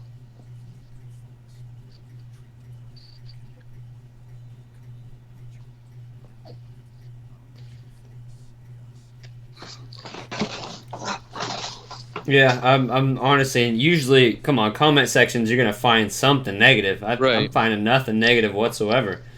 This is here to stay, gentlemen. This is here to stay. Trolls went to sleep today. I mean, what do they have to talk about? Like, it's been a good product. It really has been.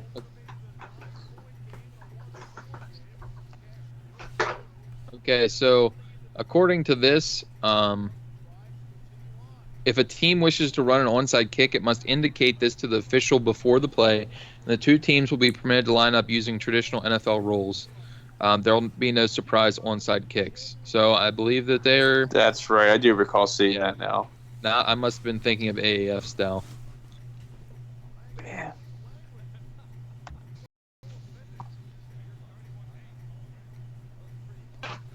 All right. Silver pulls out the miraculous comeback here. I mean, this could skyrocket this league. We won't hear Roy shut up about his fantasy team. I will not. Ooh, nice hit. Is that Campbell again? This could quickly be on bad beats if they do not get an extra two more points for the over-under. I'm telling you what, David, early contestant for Defensive Player of the Week there, Elijah Campbell. He's the one that also blocked the punt earlier in this game. Yep. Played Guys very come well. to play.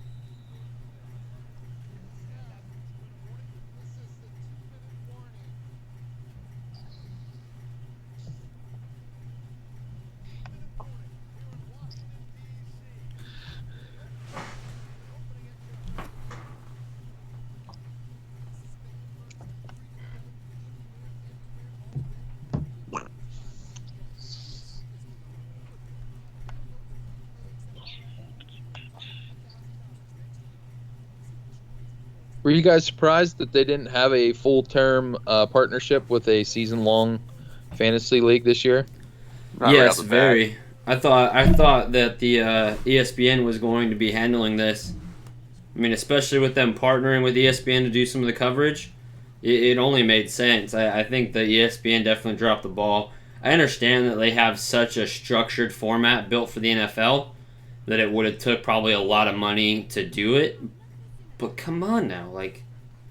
See, I don't think it would have. I think you could have just added it to the NFL style and just, kind of made those players inactive from the pool.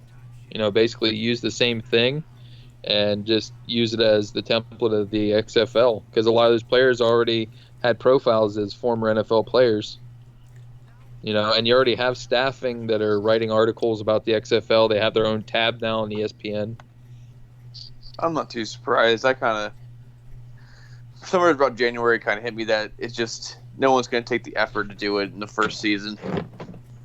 Especially it's only 8 teams, too. Really limits what you can do in a fantasy. I just found it interesting, yes because Matthew Berry was interested in stuff, and we all know, how big of a contributor he is to their He does got some pull in that company. Yeah.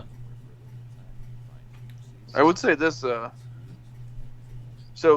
just kind of going off the idea of, I think to really get a fantasy league, you're going to have to see expansion. And judging how different the XFL was in choosing markets in the AAF, where do you think expansion teams? What are a couple expansion places you would have in mind? Oakland. I think San Diego. Yeah, definitely think. I think some of those markets that you had in the AAF you could see come back. I'm not going to say all of them, but I could see a couple northeastern teams, maybe even a Pittsburgh or a Philadelphia. Yeah, I could see Philly, especially with the kind of the collapse of the Arena League. They could definitely use one. I don't know if Bon Jovi's interested in helping sponsor another team, because I think that they will. Here's a good question: do you guys think that they will ever branch out to team ownership? If this thing does take off, do you think that they would have owners be willing to? I know they have investors, but do you think that they would be having team owners or team sponsors from that standpoint to bring teams to other cities if this works out? I feel like for that to happen, they'd have to establish, I'd say, a good longevity, at least 2 years of solid profit. I agree. Yeah, I don't see that happening till, I don't know, Year 5 years 5 or down. 7. Yeah. Once you know, you can look forward to every year the same time of year. The players, the kind of established relationships with acquiring players is there. That the talent pool is always going to be in place. Yeah, the only person that's really risking their money, their cash, is oh wow, That was almost a nice one-hand grab. almost, but again, Almost. great coverage by the defense. DC is Carlos Merritt Jr. really physical in the secondary. I like what I'm seeing from him. But I mean, basically all I was getting at is you got Vince McMahon has already put up the money to prove it. Nobody's going to take the same. Nobody would ever be willing to take the same gamble he did. Not that much. I mean, look at Tom Dundon, who you guys call him Voldemort. I know that's what you guys call him. The one who shall not be spoken of. That prick put up 70 million, and then was already ready to leave. So, but he also didn't have the TV deals that they have, so that's the biggest difference. Dundon also was a businessman too. Actually, looking at big picture, he wanted the app more than anything when it came to the AAF. So, he paid a small. Wow! Look at that hit on Silvers, Jonathan Massaquoi. Game over. I do not like this with the. This is the one rule I think I have a disdain for. Out of everything, the clock should not stop like this. This is just slow. This is slowing everything down, and then it's kind of ruining the 2-minute drill. I think it's just for the team that's trailing. I don't believe it's for both. Like if the DC people had it, I think the clock keeps running. I'm not positive. Still don't like it. Not one bit. Nope. You need to get out of bounds, says Jack. I'll talk to Luck this week about this. I'll get this fixed. Don't worry, guys. Don't you worry. Andy, but he'll relay the message. They actually called a timeout there. That's because they had to wake up Silvers. Yeah. BJ Daniels is on the sideline like, man, I'm perfectly fine. Let me in. I was like, I got a power nap. Then let's go. And there's you had to have that. Oh, that was too easy of a pick. And look at Eli Rogers like, come on, man. Come on, bro. What are you doing? Campbell, you played a quality game. That would have been right there would have earned him the MVP of the game. Man, Silvers looks bad. Oh yeah, that was terrible by Silvers. He has made some really bad throws. Got him and BJ Daniels. One of those interceptions wasn't his fault. The other one, he literally stared him down the entire time.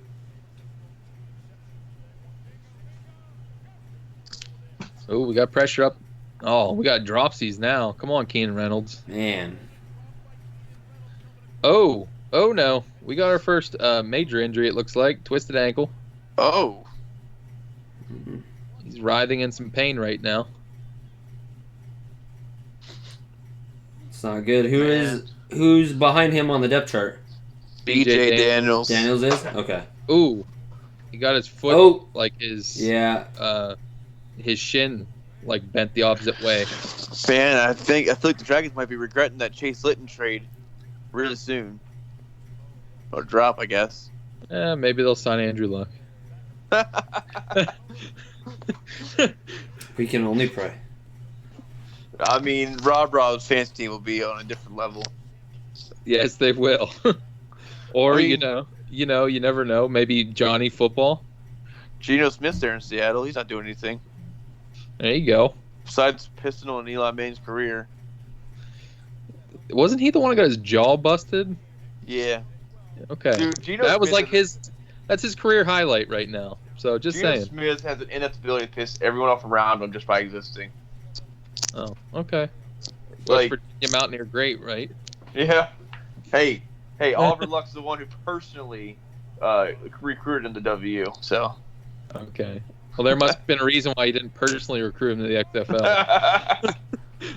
I mean, like you got Joe Busted and Jets, and the Giants, for some forsaken reason, McAdoo decided to bench Eli for him, right when Eli was getting ready to break the record. Well, He rubbed people in San Diego, or I guess Los Angeles, the wrong way. I mean, he just has an innate ability to piss everyone off around him. it's Well, a I hard mean, I know quality to have. Yeah, I know why he pissed off his teammates in WU. That was different. He knocked up his old high school teammate's wife, so that's always a negative. Oh wow. Okay, dokie. Yeah. Yeah. Let's get Springer with it. Why don't we?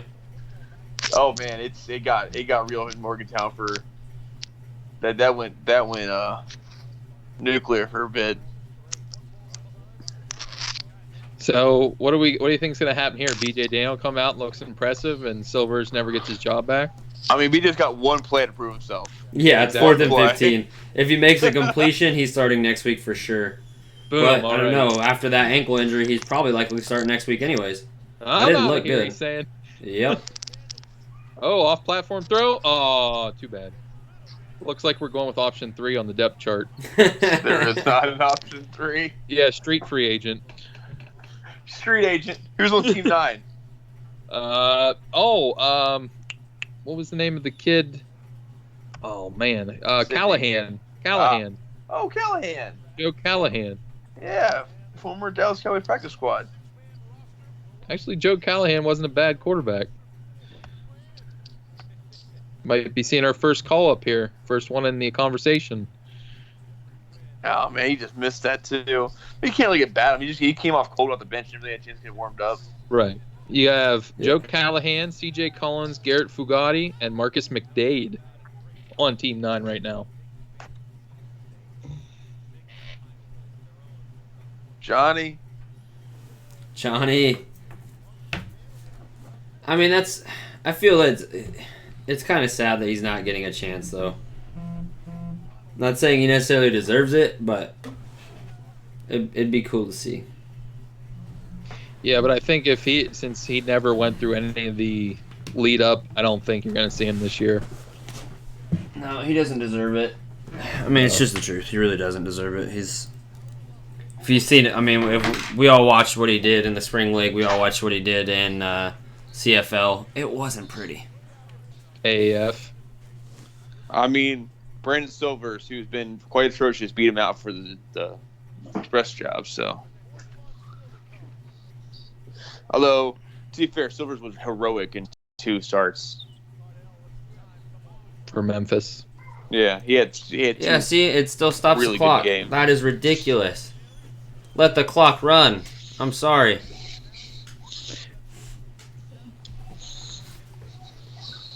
What do you guys got? Dominic Reyes? John Jones? Oof.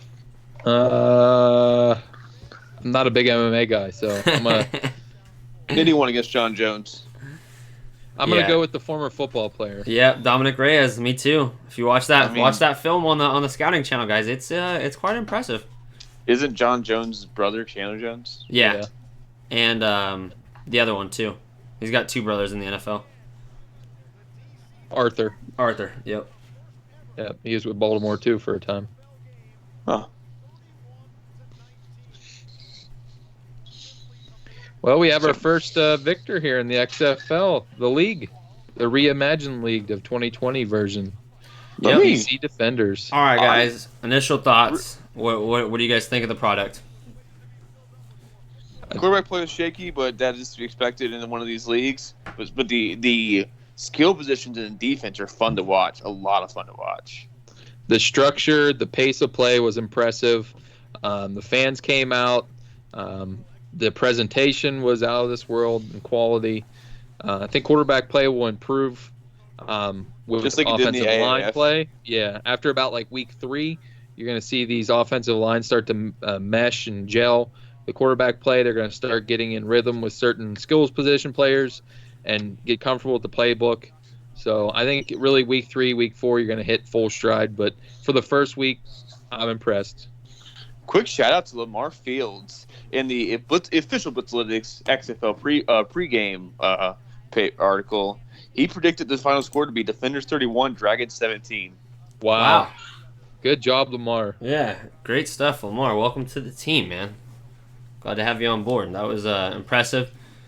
Decent outing, 16-27, 234, 2 touchdowns, 0 interceptions, 9 rushes for 28 yards for Cardell Jones. Nothing to brag about, but I think he keeps his job for at least a few more weeks. Guaranteed, especially with the way Jackson looked when he did get his opportunity. He was nothing more than a running quarterback. Yeah, I mean, they just have that package for him, so... Yeah.